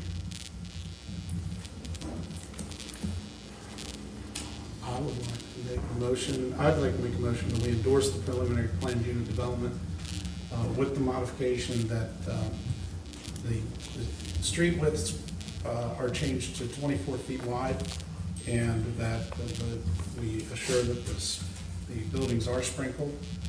And maybe the motion would include the terminology AHG, make sure that the AHG of the authority has the jurisdiction to overview prior to final approval.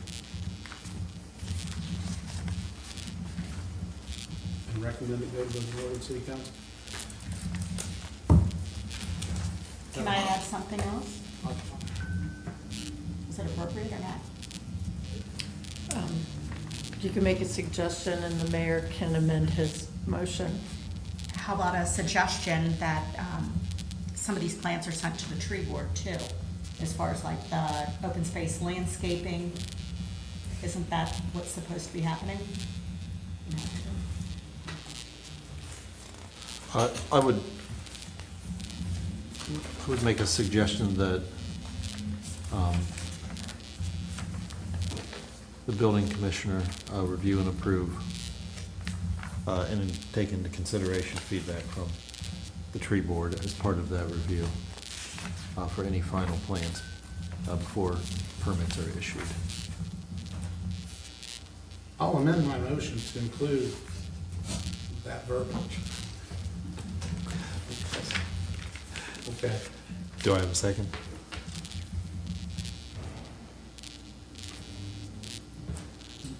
I'll second it. Mrs. Town, would you please call the roll? Chairman Powers, Yes. Mayor Schneider, Yes. Mrs. Sickinger, Yes. Mr. Hockney, Yes. Mr. Stewart, Yes.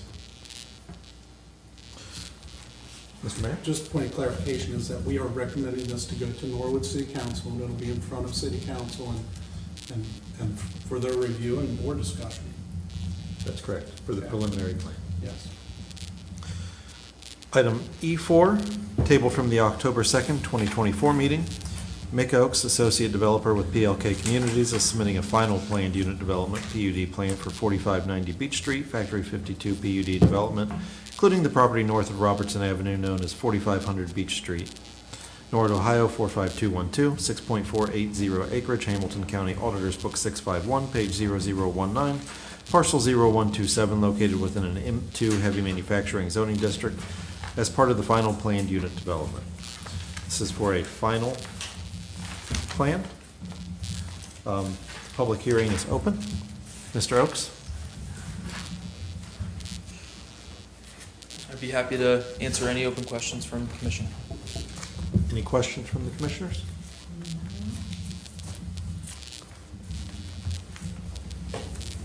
Seeing none, thank you, Mr. Oaks.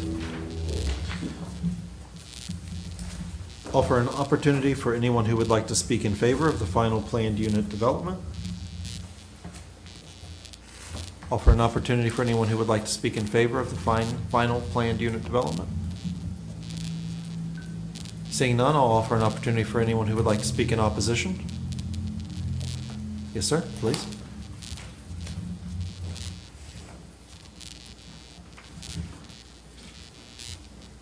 Do you swear to tell the truth, the whole truth, and nothing but the truth? Yes, sir. Thank you. So is this for 4500 Beach Street? So this is just the parking lot and the vacant lot? This is still the northern portion that you see right here on the screen right now. Okay, so it is not the 4500. And this is the final plan for that development. So what we just went through was the preliminary Okay. approval. This would be the final approval. We have, And our ordinances say that the applicant has to submit a preliminary set of plans and a final set of plans. Okay. So we just approved This is the the preliminary preliminaries. plans. This is now the final. They're allowed to submit both at one time, preliminary and final. Okay. So we are basically looking at it now as a final.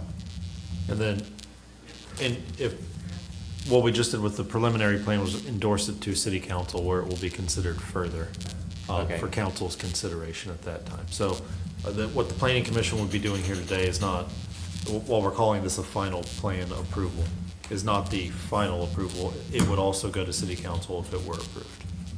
Okay. And then, that's when we'll be able, if it makes it that's when we'll be able to speak up. You would be able to speak again, that's correct. Okay, all right, appreciate it, thank you. You're welcome. Sir, do you just mind stating your name for me? Jim Lynch. Anyone who would like to speak in opposition? Anyone who would like to speak in opposition? Seeing none? Mr. Wolf? This is agenda item number 4, where the applicant is asking for the final PUD submittal for 4590 Beach Street, north of Robertson Avenue, that has been absorbed into Factor 52 Phase 1 and Phase 2 PUD. My comments are virtually the same from the preliminary. I think what we may have to make sure is, I would like to see, or that what the staff would like to see, that you put in here that number 2, approve the final PUD only if the agenda 3 has been approved. and submittals with the caveat that no permit shall be issued until all unresolved and safety open items have been addressed and approved by the building department. Any questions for Mr. Wolf? So Noel, where does the ingress and egress fall into us approving this final plan? Because to me, In here, but I think we're gonna have to, say what, Ralph? Say it again, please. it's in the drawings. I think we still, or you, as the planning commission, could put in there another caveat that we have to review that, get all the reports for the traffic study and evaluate that together as a team. Okay. So, I mean, you could put that in there. I mean, everything we've been talking about to date has been within their site. Correct.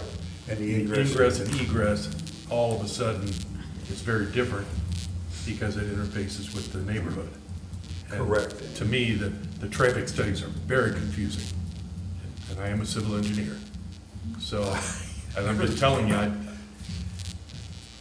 very candidly. I know, I concur with you, they're very confusing. So, okay, I think I understand. And I think we We're need to approving put- the final plan of the internal plan that's been submitted, This would include the ingress and egress. locations. Correct.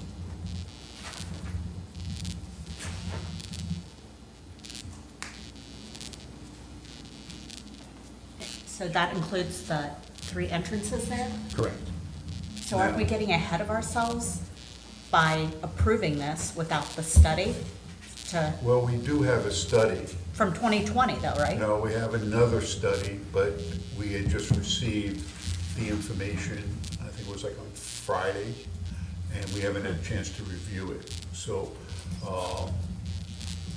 I just. That was my point. I No, I had a hard time understanding, Ralph. I think you just need to, if you could put it in as part of the, Okay, I'd be willing to yeah. let this continue, but that has to be reviewed again. Right, and that no And a permit, permits will, and no, as long as that's in there, and no permits will be issued until all of Okay. the items have been resolved. Then I think we're gonna be fine, because we're gonna deal with the fire in and out. And we probably will have conversations with PLK later on, probably this week.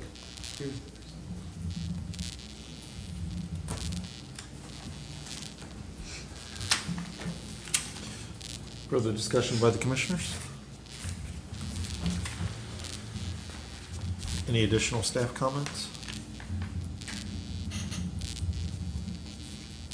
So why was this just submitted on Friday? Why didn't we have that prior? Like what was, We had a study, and we didn't think it was correct. Uh-huh. And we met with the client on Friday, and they got with their engineers, so I'm not sure if we received it Friday or Monday. But, and then they found out that their counts were off a little bit, so we're trying to correct them? correct it. And our engineers haven't totally given us their report.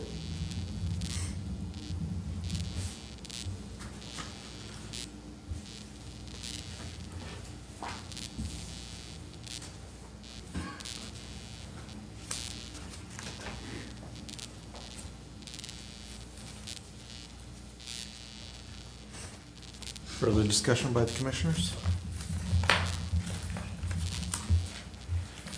Would anybody like to make a motion on item E4? To close the public hearing? We haven't closed the public hearing yet? Entertain a motion to close the public hearing. I'll make that motion. Do I have a second? I'll second. Mrs. Town, would you please call the roll? Chairman Powers, Yes. Mayor Schneider, Yes. Mrs. Sickinger. Yes. Mr. Hockney, Yes. Mr. Seward. Yes.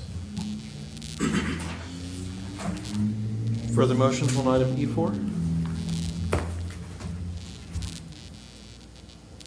You had some verbiage you wanted to put in there, so I'll make it all back for you. No? Yes. I would like to, how did I word it?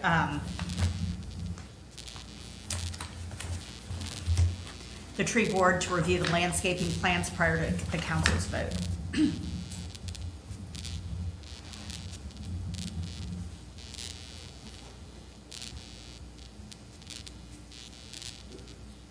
Mr. Mayor? Is that a motion? Is that what you're saying, or is that just? Yes, a sir, complaint? that's a motion.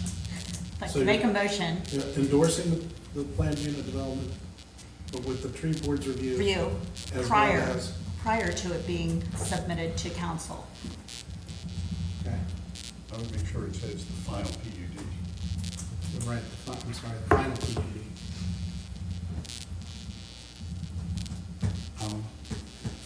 Did you get that? So, Mrs. Signature, you're making a motion to endorse the final PUD with the condition that the tree board receives and reviews the landscaping plans prior to council. And the open spaces. Mhm. And the open spaces, prior to council having a public hearing? Mhm. Yes, ma'am.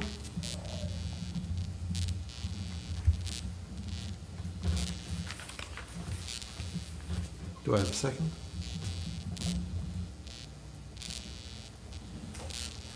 I could second that. Yes, I will second.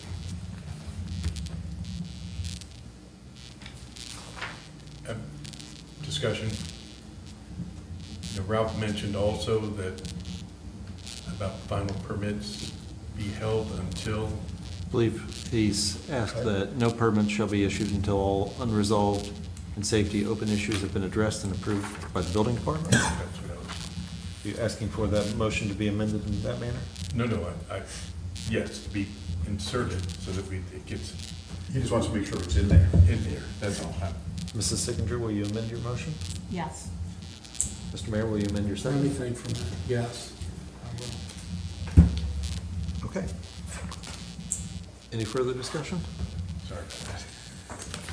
Mrs. Town, would you please call the roll? Chairman Powers, Yes. Mayor Schneider, Yes. Mrs. Signature, Yes. Mr. Hockney, Yes. Mr. Sewer. Yes. Moving to item E5, make a motion to consider placing a planned unit development overlay zoning district over the property south of Robertson Avenue known as 4500 Beach Street, Norwood, Ohio 45212, 2.839 acreage, Hamilton County Auditor's Book 651, page 0030, parcel 0206, located within NBD Neighborhood Business Zoning District, and to open a public hearing on the same topic. Do I have a second? I'll second. Mrs. Town, would you please call the roll? Mr. Powers, Yes. Mr. Schneider, Yes. Mrs. Signature. Yes. Mr. Hockney, Yes. Mr. Sewer. Yes. Mr. Oaks? Before we get started. Mr. Wolf. Do we want to tell people, this is just putting the PUD overlay Yes. over it versus any development plans. So it's just giving us the authority to put requirements on that piece of parcel. That's correct. This is just the zoning overlay map amendment for this item, E5. Mr. Lingenfelter? Thank you. Want to just highlight a little bit on this one. I'll make sure I pull up the map real quick. So this is not zone manufacturing. This development could be built as of right, obviously with conditions and other items associated with it, whether it's changing the roads or adjusting the fire hydrants as previously mentioned. But what I wanted to point out here though is this could be built by right. So what we were doing was we were offering to put the PD over this in order to have a consistent look, materials, plantings, et cetera. So one thing I do want to point out as well is on the trees. It's the same trees from phase 1 to phase 2, so our entire planting scale, just so we'll continue to match everything that we do on both sides of the road.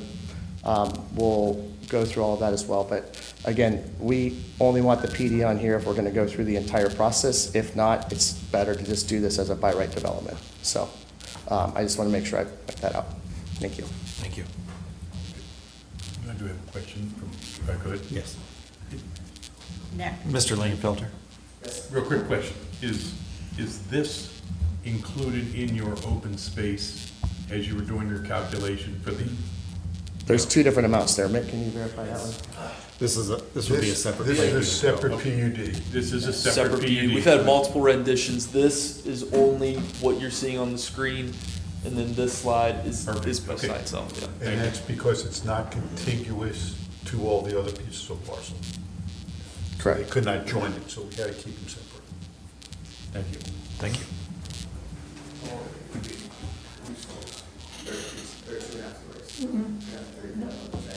Pardon me?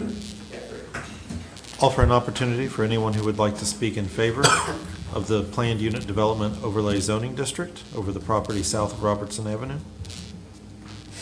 Anyone who would like to speak in favor? Anyone who would like to speak in favor? Offer an opportunity for anyone who would like to speak in opposition. Anyone who would like to speak in opposition? Please raise your right hand. Do you swear to tell the truth, the whole truth, and nothing but the truth? I do. Please state your name. Brian Frere, BryanGFROERER.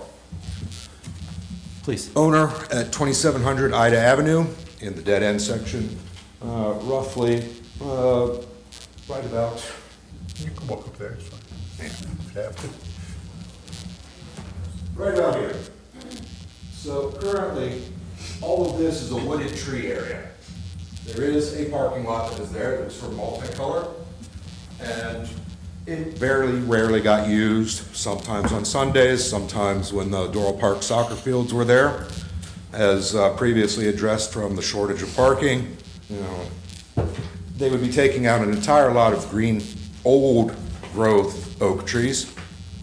There's also a local city sewer retention drain, that has, space down in there, with the excess building, the excess concrete that's going in, we're losing a ton of green space, absorption, flooding, all concerns.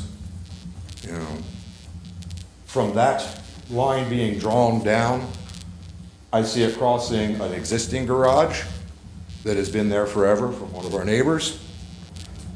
The increased amount of traffic, if they're going to be taking all of those trees down and then putting up 3-story units, you're eliminating what was an entire neighborhood's green space, quiet enjoyment buffer. It also blocked noise from the highway. I have concerns. I know we're just doing the original, whatever POD plan is, but, if they're going to be encroaching on all of the yards around that neighborhood, or is there going to be any kind of privacy fencing, walls? I'm opposed to it in general. I think with the concern to the usable green space of the last amendment that you made, it should be considered that this should be parking and green space for all of the additional tenants in the phase 1 of multicolor. Thank you, sir. Thank you. Anyone who would like to speak in opposition? Sir? Please raise your right hand. Do you swear to tell the truth, the whole truth, and nothing but the truth? Yes, sir. Thank you. Please state your name. Okay, Nguyen, Nguyen. First name, Tram, T for Tom, R-A-M. I'm at the 2701 Robinson Avenue, that Buddhist temple. The foremost concern would be our access to the temple. Our temple is right there on the upper left corner. So I can see the driveway coming in, right? The exit. So my question would be whether, we still have the same access from beach to the temple, right? The way I see it, this is the,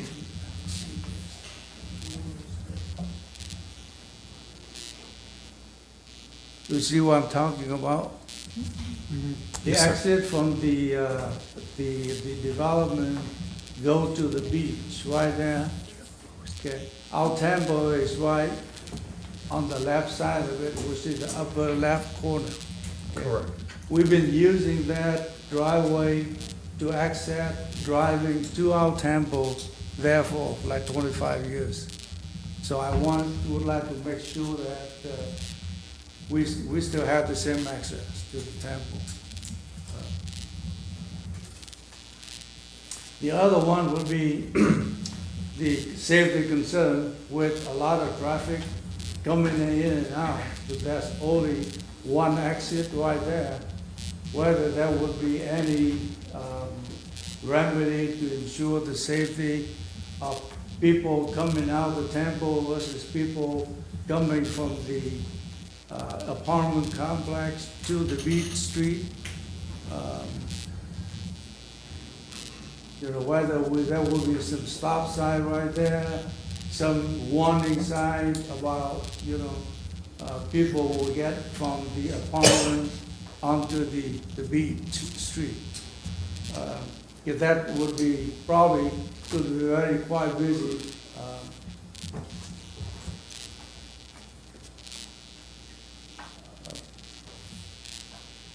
Okay, and then from what I see right there, I don't know whether there will be any fencing around the apartment or if it will be an open.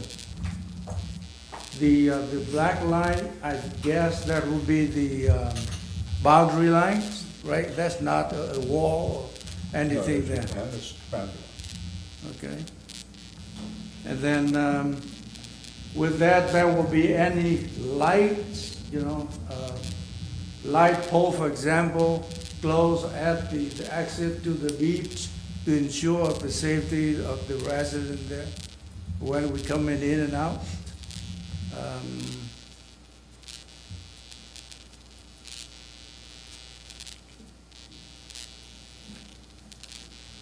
We also would like to see, I don't know who's involved with it, but right at that corner, there is an electric pole. Whether the developer could replace that with a steel one instead of the current wood. I mean, the electric pole right there at that corner.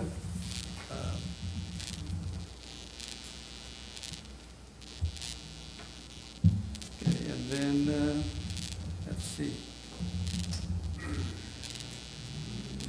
So those are my concern. I'm not actually opposed to the development.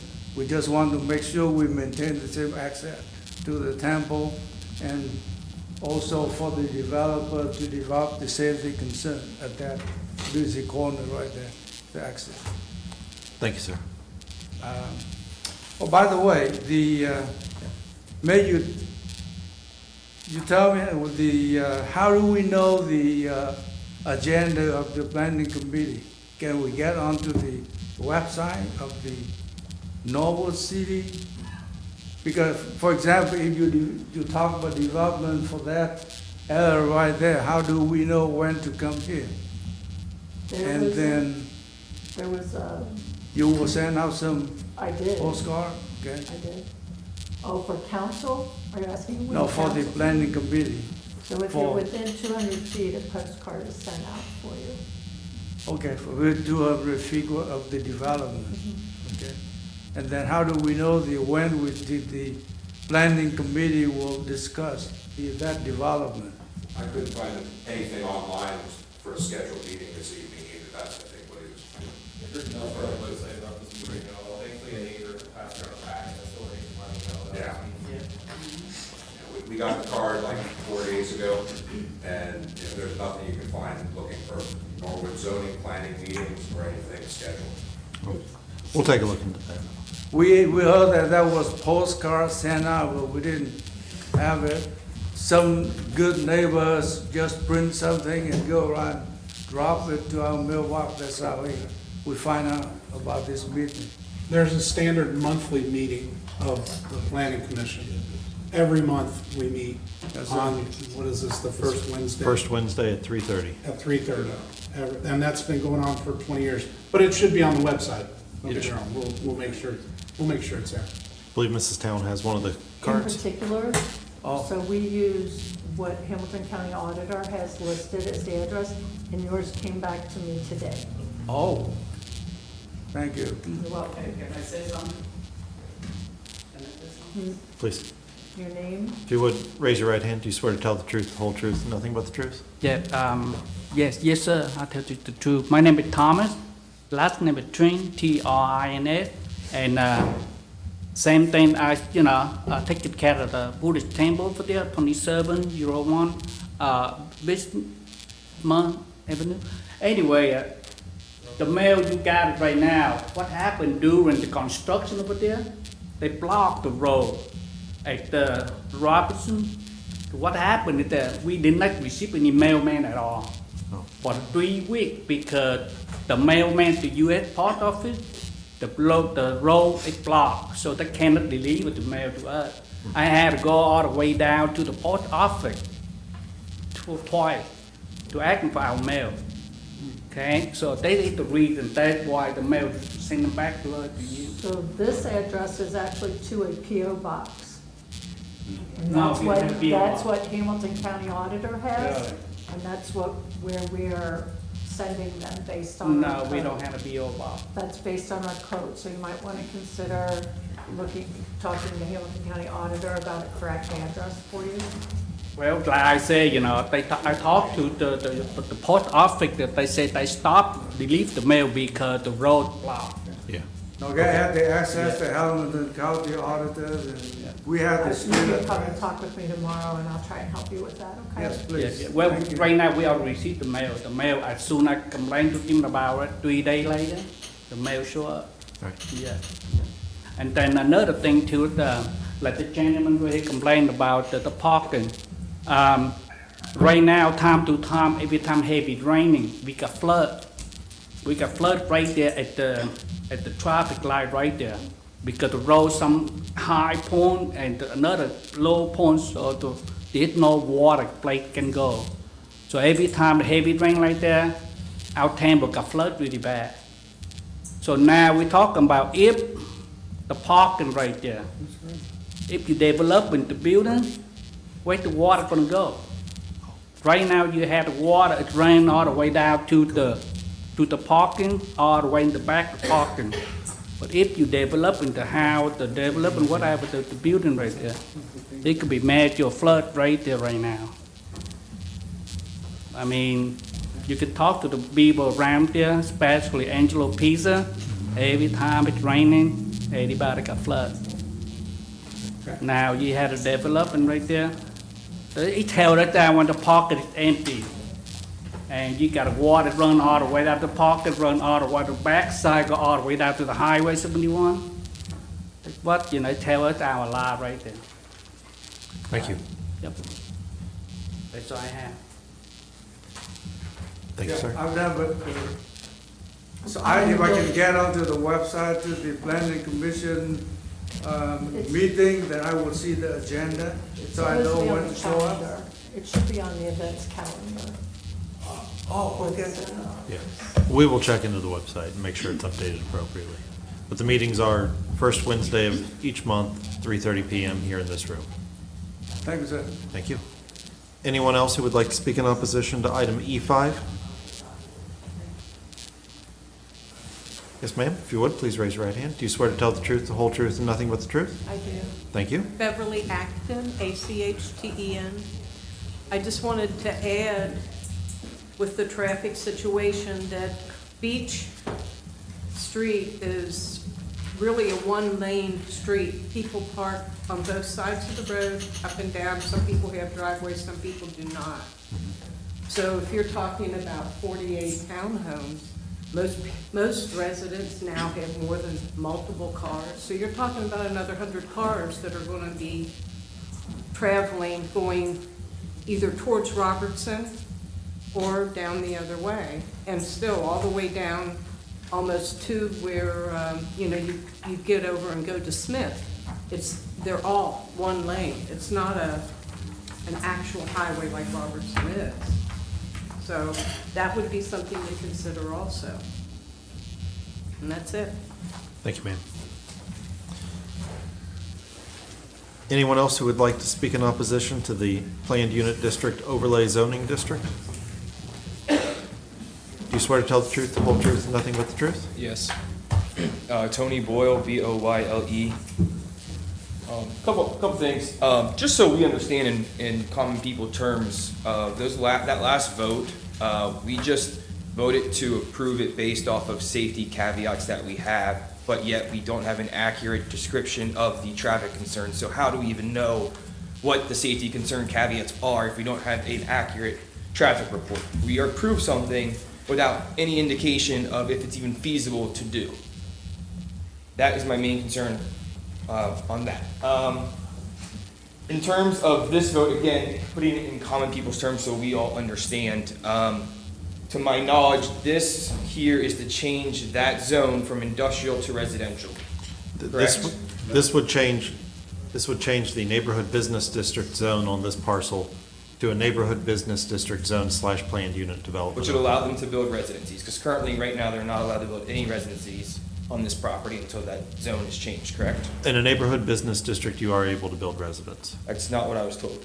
Right now, you are not allowed to build residences on this property because it's not zoned properly. You would be allowed to build residence on this zone. I don't believe that's accurate. Yeah, then why are we changing the zoning if we can already build on it? This is a planned unit development overlay, and the overlay would allow them to go through the planned unit development process, which would include a plan that places the roads, the buildings, that could then be that could be approved by planning commission. Not placing that, they would be able to build homes on these parcels.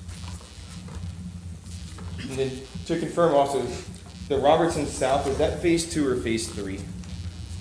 This is, The south only. I know north is phase 2. Is south phase 2 as well? They're gonna be building them simultaneously, yes. It's not phase 2 of the original. It's not a phase of And it's a all single, separate. separate thing. would be a separate development. Okay, so what I was told is that this was Oh, going to be a complete separate phase because they knew that this was going to be harder to get past than the multicolor.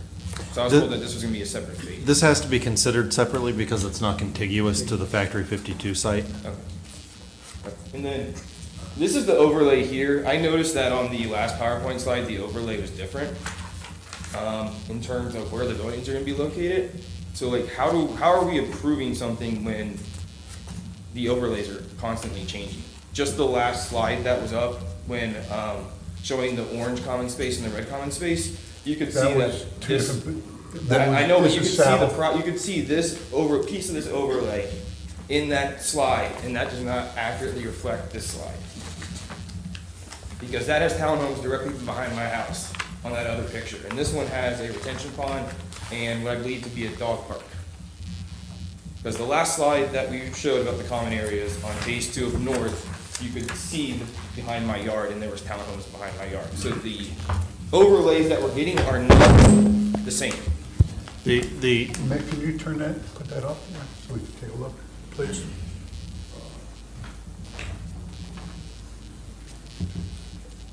Yeah, this one, I mean, that comes from.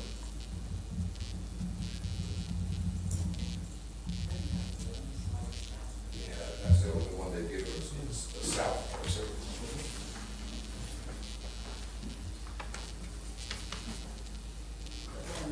Yeah, here, oh, sorry, this one here.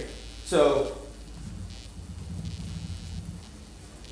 all these buildings right here, Yeah, that, those are not on that plan that you guys just showed us. Yeah, Correct. This is not this slide here is not part of the Okay, well, approval. These aren't here now, so why are they in here?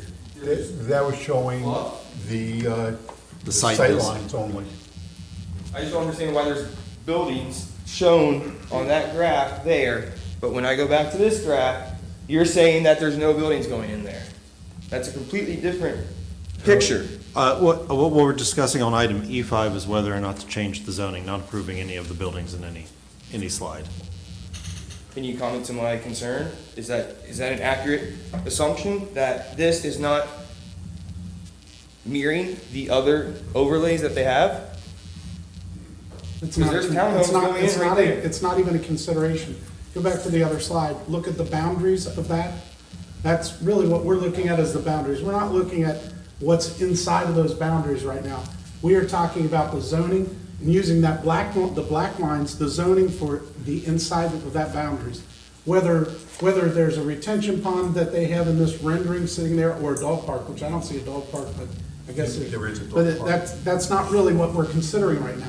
We're not considering whether those are three-story buildings or whether they get placed. We're not considering whether they're sprinkled or not. All we're considering is those boundaries and the zoning within that boundary line. That's it. So the difference between that other slide and this slide doesn't matter to us. We're not even addressing those. This is all. It might not the zoning. matter to you, it matters to the residents that live. I think what the mayor means when he says it doesn't matter is, that's not what we are talking about approving in item E5. I understand that, I just wanted to voice my concern that that's why we are all very concerned, because you can put whatever's up there, and then as soon as we approve it and get the zoning change, you guys can do whatever you want with the plans inside the boundary line. I understand. Thank you. Thank you. Anyone else who would like to speak in opposition?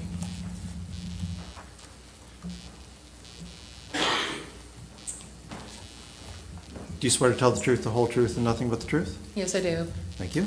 Diane Farrell. I'm opposed to it. I really don't want to lose the green space. There's some really beautiful old trees back there, and we do have a bit of wildlife. It's not anything exotic, but it's nice. It's nice to have birds and squirrels and deer, and we're losing green space everywhere, and it's just a shame that we're going to lose that if this happens. Again, the traffic concerns, it will only make traffic worse. And I'm not sure, I know we're just approving the boundaries, but another concern is with these there and our homes butting up to the other side, we're gonna have cut-through people probably. It's just human nature.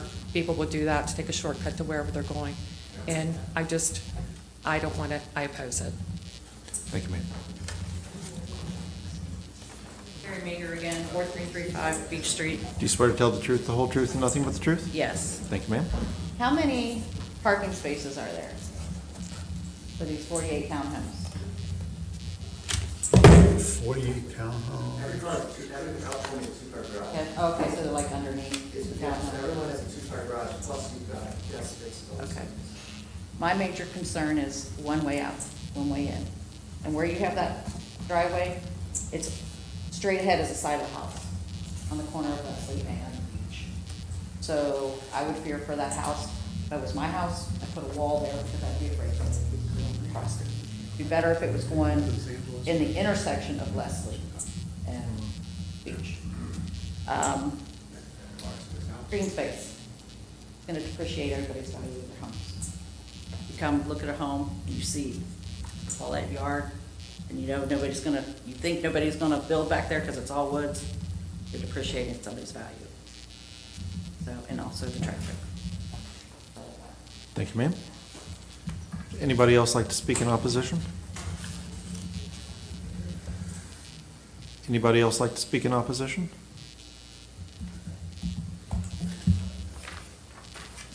Seeing none. Entertain a motion to close the public hearing. So moved. Do I have a second? Mrs. Town, would you please call the roll? Chairman Powers, Yes? Mayor Schneider, Yes. Mrs. Sickinger. Yes. Mr. Hockney, Yes. Mr. Stewart. Yes. Thank you. Mr. Wolf, staff comments? Okay.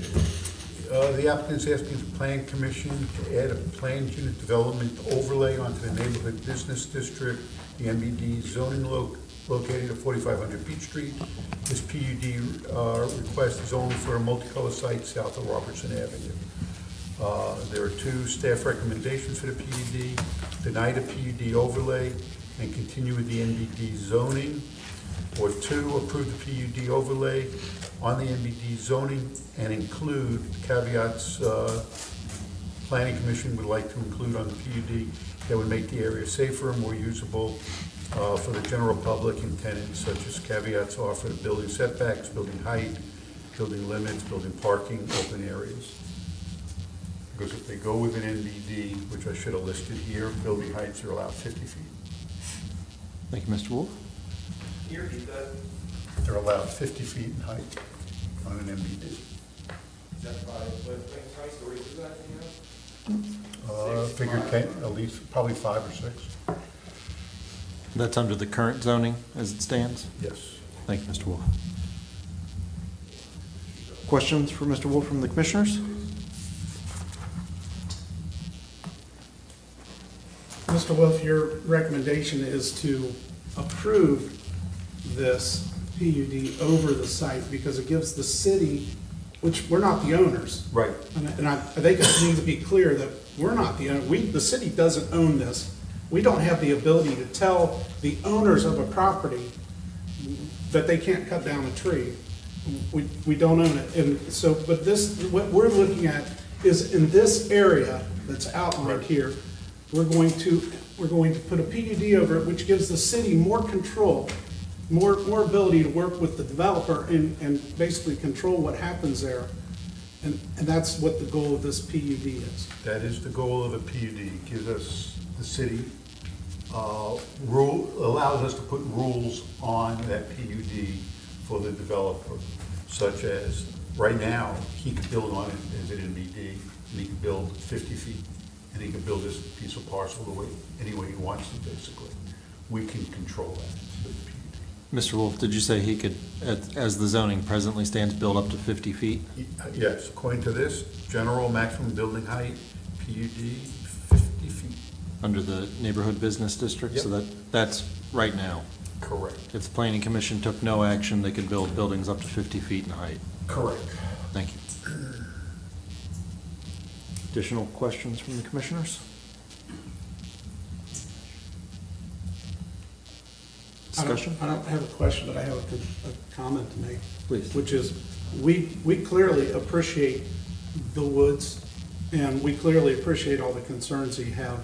We live in the city also. It would be different if everybody here did not live within Norwood, which is 3 square miles. Remember, we all live in this small city. We drive these streets just like you guys. We grew up in the areas that you're talking about, just like everybody else in this. I remember those woods as a kid. They were woods for years. And even when the highway went through, there were a couple of houses that were back in there that were tore down. There's probably old foundations back in there still. And we'd love to see wooded areas stay in our city for years and years. But we don't have total control over it. It's property. It's, it's somebody's bought and sold property. And we do the best we can as a city, as a little city municipal government, to try to make the most of what we can.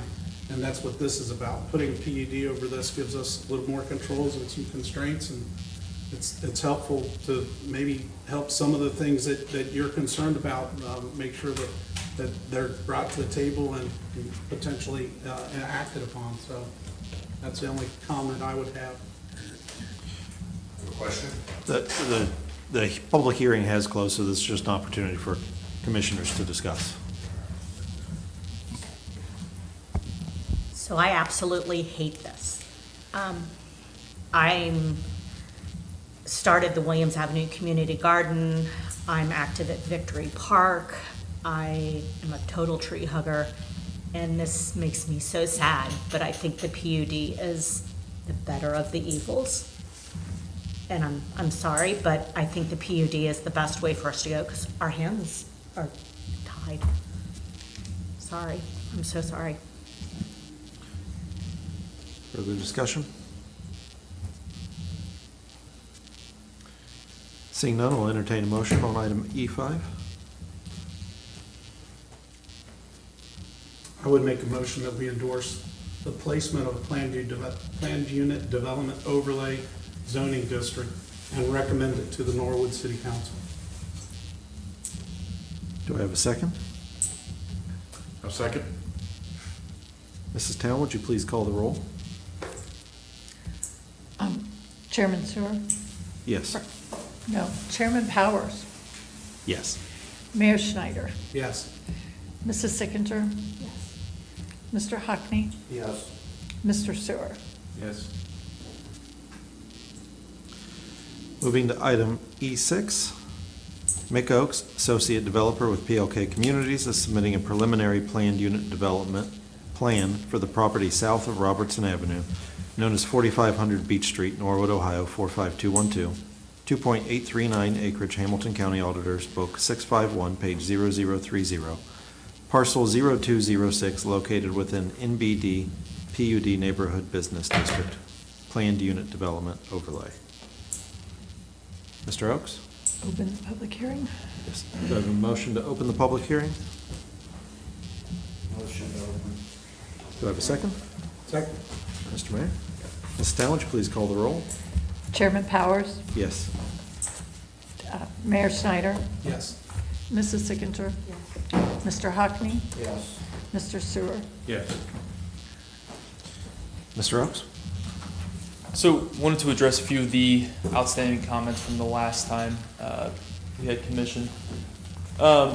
First being the roads are sized currently at 24 feet and with one egress, ingress, and now the site those need to be upsized to 26 feet. So what I had spoken to earlier before we could get the PowerPoint up, we're actively have a plan to massage some of these roads. We can tighten some of this up, and this is hard because it's not a true construction drawing yet. We're talking about a 1 foot increase on either side of the road. With the plan we're looking at now is the plan that will stay there, even if when these roads go up to 26 feet to be in compliance with the code there. So we're confident that this is for the purposes of Planning Commission, the general and proximate locations of these structures, this is what that will remain, and something that a conditional approval would be able to take care of, that no permits would be issued upon being in compliance with the road width. In continuation of that, we have a layer that was turned off for one of the hydrants. So we're showing one hydrant, I believe it was towards it was this little island. So we're missing some of the buildings here within that 500-foot rollout length down the street. So we will go back and turn that on, but that is, we're planning to be in compliance with both of those requirements from the fire department. This code section, we had talked initially, and there was some question about the inclusion of this retention pond being a part of the open area calculation for a PUD. So we had pulled this code portion that it does include water, combination of land and water, along with natural environmental features.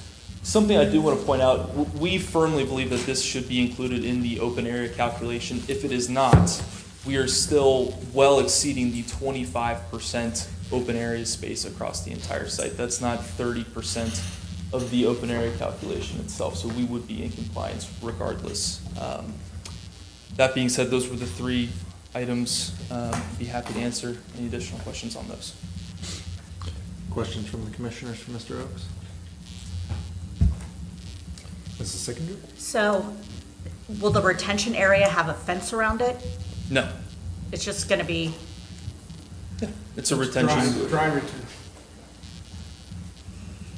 Yeah, it's a retention area, above ground retention.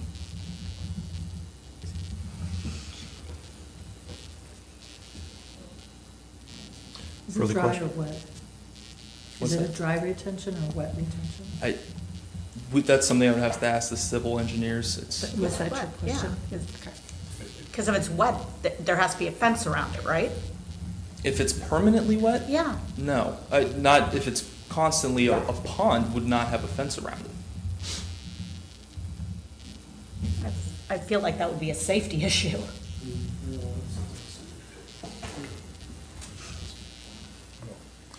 Further questions from the commissioners?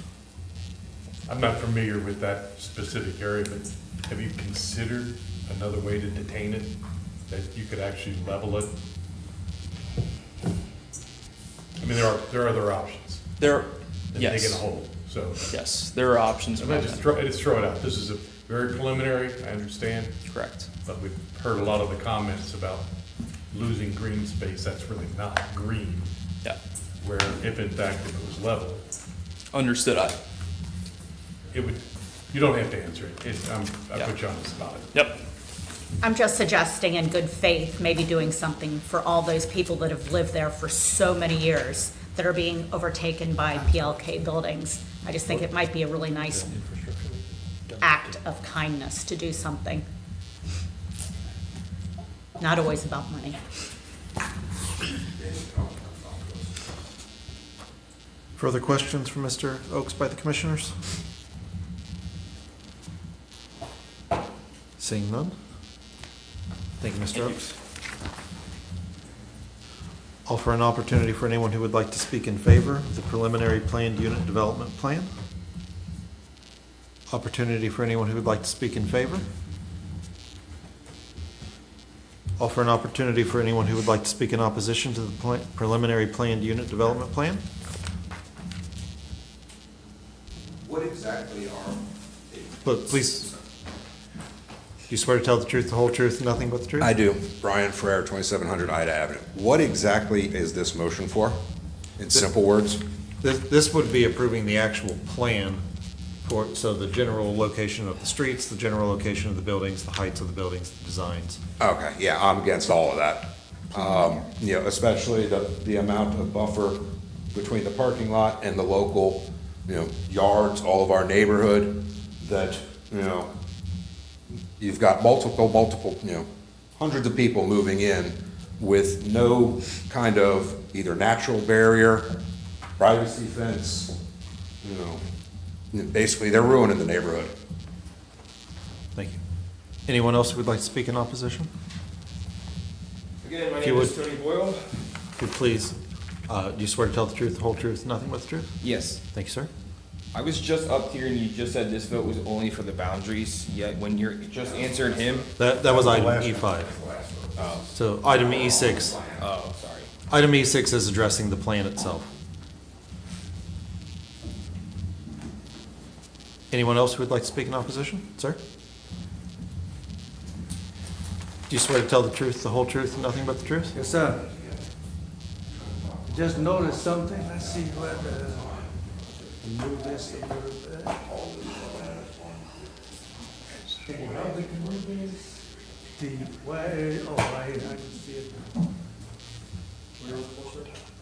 I'm looking for that green space right there next to the exit. What is that? That's the exit? Yeah. That's on the very corner on the sidewalk, there's a public sidewalk up there, right where the blue is, in the very top left-hand corner. If we can move this, it's right Essentially, here. it's- Oh, right here, right Yes, it here. is. What is this? Is that a landscaping? That would be, yes, that would be an island, Okay. in front of. But, okay. Now, what we do is, I mentioned about the access, right now, we've been doing this one, we go from beach, we turn, and then we get into our temple this way. Now, if you do this, it will block, I don't know, more than half of the entrance to our temple. Is there any way that you can remedy that, not building anything here? Just leave this area? At this time, we're just taking comments. Yeah. So, thank you. Thank you. Sir, I believe you've raised your hand. If you'd like to talk.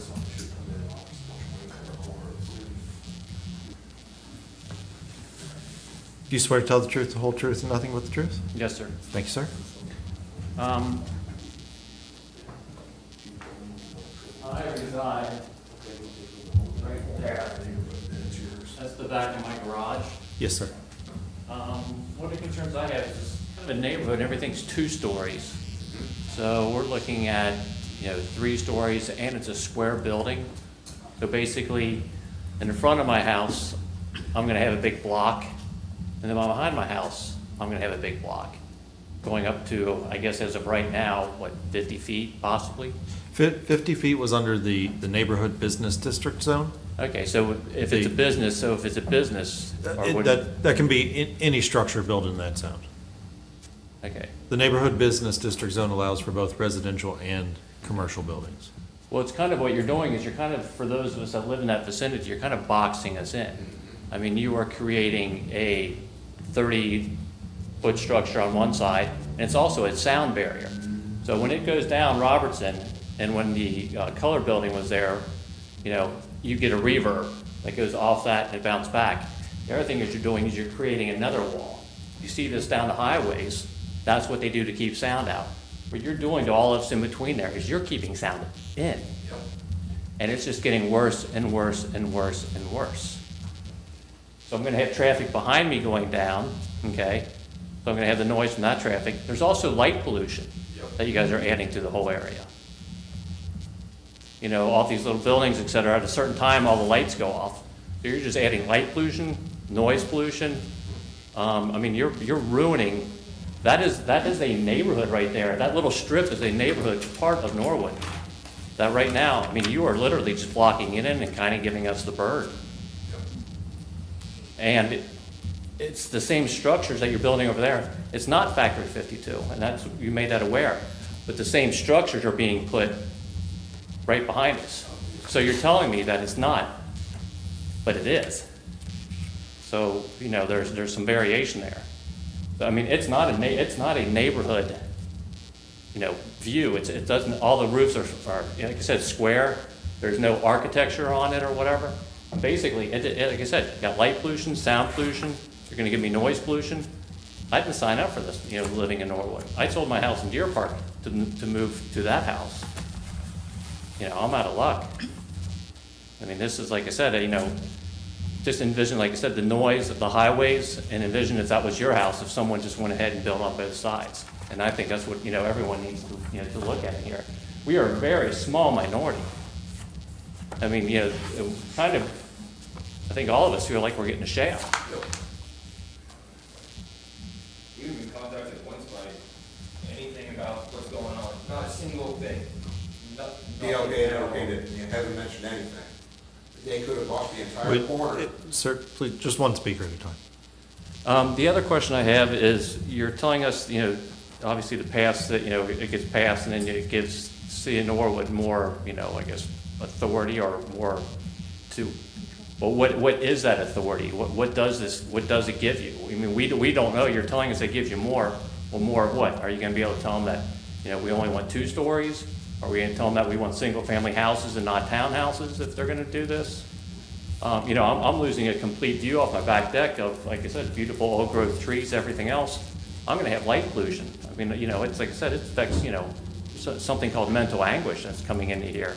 You know, not right now that I'm, you know, not getting sick from all the dust, and I know the asbestos has all been removed or whatever, but when you're knocking down a 100-something-year-old building, there's a lot of, you know, crap inside. You know, I know people on the street that are getting sick.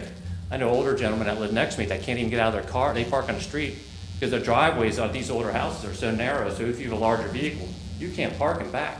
You have to park on the street. I mean, you're putting 2025 facilities around 1900, 1910, 1925 facilities. These structures here also have 6-inch walls. We all have 2x4s. So our buildings are hollow. I've seen the insulation and what they're beefing up on this or whatever in the windows. You know, that sound is going to be, you know, not penetrate. All it's going to do is just go bounce, bounce, bounce, and we're stuck in the middle. And anything we can do to get this, you know, not done, or at least, like I said, so I just don't know the power that, you know, I hear. I don't know what the power is that we're getting for, you know, for this. You know, what's the agenda? So that's all I need to say at present. Thank you, sir. Anyone else who would like to speak in opposition? Anyone else who would like to speak in opposition?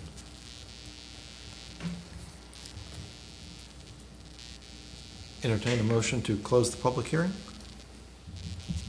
So moved. Do I have a second? Second. Mrs. Town, would you please call the roll? Chairman Powers, Yes. Mayor Schneider, Yes. Mrs. Sickinger, Yes. Mr. Hockney, Yes. Mr. Sewer. Yes. Mr. Wolf, if you would please give a staff report. Thank you. The applicant is asking the planning commission to approve a PUD, for a preliminary PUD submittal for 4500 Beach, south of Robertson. It's They call it Phase 3 scope to include 48 townhomes and 23 surface lot parking. The drawing said is missing townhome elevations, calling out the building heights and showing building exterior design elements. Page 3, the proposed use is noted as mixed use. The site is designed as residential. That needs to be clarified. And items 1 through 5 call for setbacks, building heights, and lot sizes waived, which will need to be set in the agenda in part of 5 or in this set for the PUD. Number 9, the street specifications need to be revised to conform to the actual site being represented. Page 13 in this set of documents, Southwest Fire Code, we discussed, the streets have to be 26 feet because this is a dead-end corridor street, and they need their in and out, and the fire code dictates the size that they need, and they also need a turnaround that needs to be developed into this site. Mr. Wolf, would you expand on that last point about the turnaround? Turnaround. A fire truck needs, and a dead-end corridor needs to be able to get in and get out easily, and that means they have to put in what they either call a turnaround in that space, or what they call a knucklehead, which is just like a T-turn. And we were talking to the places they would put it, it's basically move the dumpster back a little bit further and make it right about there, right in front of the dog park. It's on the far right side of the screen is where that would need to go. Yeah, and people ask what a dog park is, it's right there, it's a dog park, and what they would have to do is modify this whole thing to make that either a turnaround, a complete turnaround, or a T-turn. And they're gonna have to widen the streets. So, until we see actually the final layout, it's a problem. Until we see it, we don't know exactly what's happening. The common open spaces, we still have a problem because the detention area, even though they're considering it an open space, doesn't meet a true definition. It's right now, it's just gonna be an open hole in the ground unless it rains, and that's gonna hold the water. And the slope of that is, according to what I've seen there and designed, if any of you ski, it is the top end of a green slope, probably, and maybe go into a blue. So it is steep. Let's see here, landscaping, proposed parking lots within the project include size and numbers of parking spaces, designated handicap spaces, and loading spaces required. They have to show that we haven't seen that yet. And one thing that's not in here, but if you want to, one of the things you can put in here, that the plans need to also go to the park board or the tree board to review it.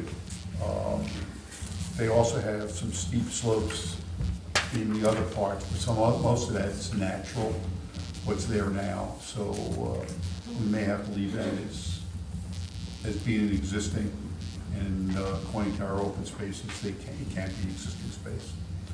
The fire department, I just read their concerns. Police didn't have any comments. Public Works, there's a whole list of things from Public Works, but that's all their criteria is going to be based in the construction document phase that we can look at and review. The recommendations are, I skipped that part of it. There are 2 staff recommendations: denied a preliminary PUD submission due to unresolved open issues stated above. For the Southwest Fire Council, the streets are not wide enough for the dead-end streets. The entire street is considered a dead-end street because it has a one-way in and one-way out. Areas of designated open areas do not conform to the definition of open area, as it is to be readily accessible, available to and useful to all occupants of the planned unit development.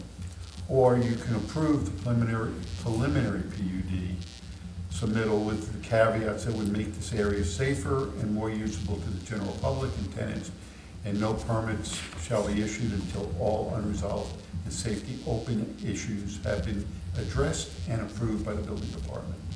And the same caveats apply from all the others, building height, building setbacks, parking, open space, road widths, et cetera. Questions for Mr. Wolf from the commissioners? Mr. Mayor? It seems like, Mr. Wolf, there's just tons that you just gave, you're talking the 26-foot street, the turnaround is not being shown. I feel like this is, as a preliminary plan, this is not even close to what we are going to end up seeing. Why wouldn't we just deny this and say, come back with something that adds? That's I mean, one of the we can options. say, let's approve this as a preliminary plan, but you need to do this, this, and this. I mean, quite frankly, I'm surprised that we're looking at this plan with the knowledge about the turnaround and the requirements there. This is premature that we would even approve this. And that's one of my options, to deny it. I absolutely agree with Mayor Snyder on this. I completely agree. I would even take it one step further. Maybe we could eliminate a few of the townhomes, keep some of the green space, and that would accommodate the turnaround that is needed for safety of the people living there. And that's the board's prerogative, to deny it and add all these other concepts to it. Let's just pump the brakes for a bit. Further discussion by the commissioners? Seeing none, I'll entertain a motion. Make a motion, we deny the preliminary planned unit development. Do I have I will second that. Mr. Hockney beat you to it? Thank you. So the motion is to deny the preliminary planned unit development plan. Mrs. Town, would you please call the roll? Chairman Powers, Yes. Mayor Schneider, Yes. Mrs. Sickinger, Yes. Mr. Hockney, Yes. Mr. Sewer. Yes. Item E6 is denied. Moving to item E7. E7 cannot be approved unless item E6 is approved because it is the final plan, the planned unit development plan for the same parcel. So do you want to table that one or just deny? It's just all. Yeah, that one cannot be considered, so, Okay. But they can come back. correct. Moving on to item E8, vape shop ordinance. I move that the Norwood Planning Commission open a public hearing in consideration on the vape shop ordinance previously distributed on April 4th, 2024. Do I have a second? Second. Mrs. Town, would you please call the roll? Chairman Powers, Yes. Mayor Schneider, Yes. Mrs. Sickinger, Yes. Mr. Hockney, Yes. Mr. Sewer. Yes. We now have the public hearing open on the vape shop ordinance. Anybody would like to speak in favor of the proposed ordinance? If anybody would like to speak in favor of the proposed ordinance? Seeing none. If anyone would like to speak in opposition of the proposed ordinance? Anybody like to speak in opposition to the proposed ordinance? Seeing none. Entertain a motion to close the public hearing. So move. Do I have a second? Second. Mrs. Town, please call the roll. Chairman Powers, Yes? Mayor Schneider, Yes. Mrs. Sickinger, Yes. Mr. Hockney, Yes. Mr. Sewer. Yes. Discussion by the commissioners.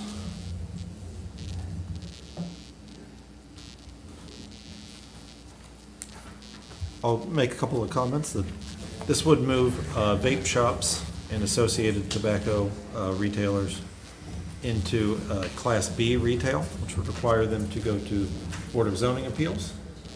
And does place a distance requirement of 500 linear feet from them to churches, places of worship, private or public schools, vocational or trade schools, colleges or universities, libraries, parks, or existing nicotine, tobacco, and vape retail shops. and then 50 linear feet between such shops and any residential building or residential district. And it would include hookah lounges or private clubs where smoking and vaping is available. I think that's a relatively minor restriction in the whole. It does still allow them in the city under certain circumstances and gives a process for that, and I would be in favor of proposing that to Norwood City Council. Is that your motion? That's more my statement at this point. Question? Yes. You know, and I apologize, I did not skim through this before we got here. Are individuals that are already in operation grandfathered? Yes, they are. It would not impact any existing. That's all I need to know. Any other discussion? Seeing none, I will make a motion to endorse the vape shop ordinance and recommend it to the Norwood City Council. Seconded by Mayor Schneider. Mrs. Town, please call the roll. Chairman Powers, Yes? Mayor Schneider, Yes? Mrs. Sickinger, Yes. Mr. Hockney, Yes. Mr. Sewer. Yes. Moving to item F, old business, we have none. Item G, open discussion. Would anyone like further discussion? Here. At the risk of getting something thrown at me, I do have a question about what's the next step in the traffic study for Factory 52? Staff will reach out and have discussions with the applicant. Okay. Is it a third-party study? Yeah. Yeah. Reviews the same individual. It would be reviewed by TEC, which is the city's traffic engineer. Any further discussion? Seeing none, with no absent members to discuss, so I'll make a motion that we adjourn at 6:12. Do I have a second? Second. Mrs. Town, please call the roll. Chairman Powers, Yes. Mayor Schneider, Mrs. Sickinger, Yes. Mr. Hockney, Yes. Mr. Sewer. Yes. Who seconded that, please? Mayor. We are adjourned. Thank you, everyone.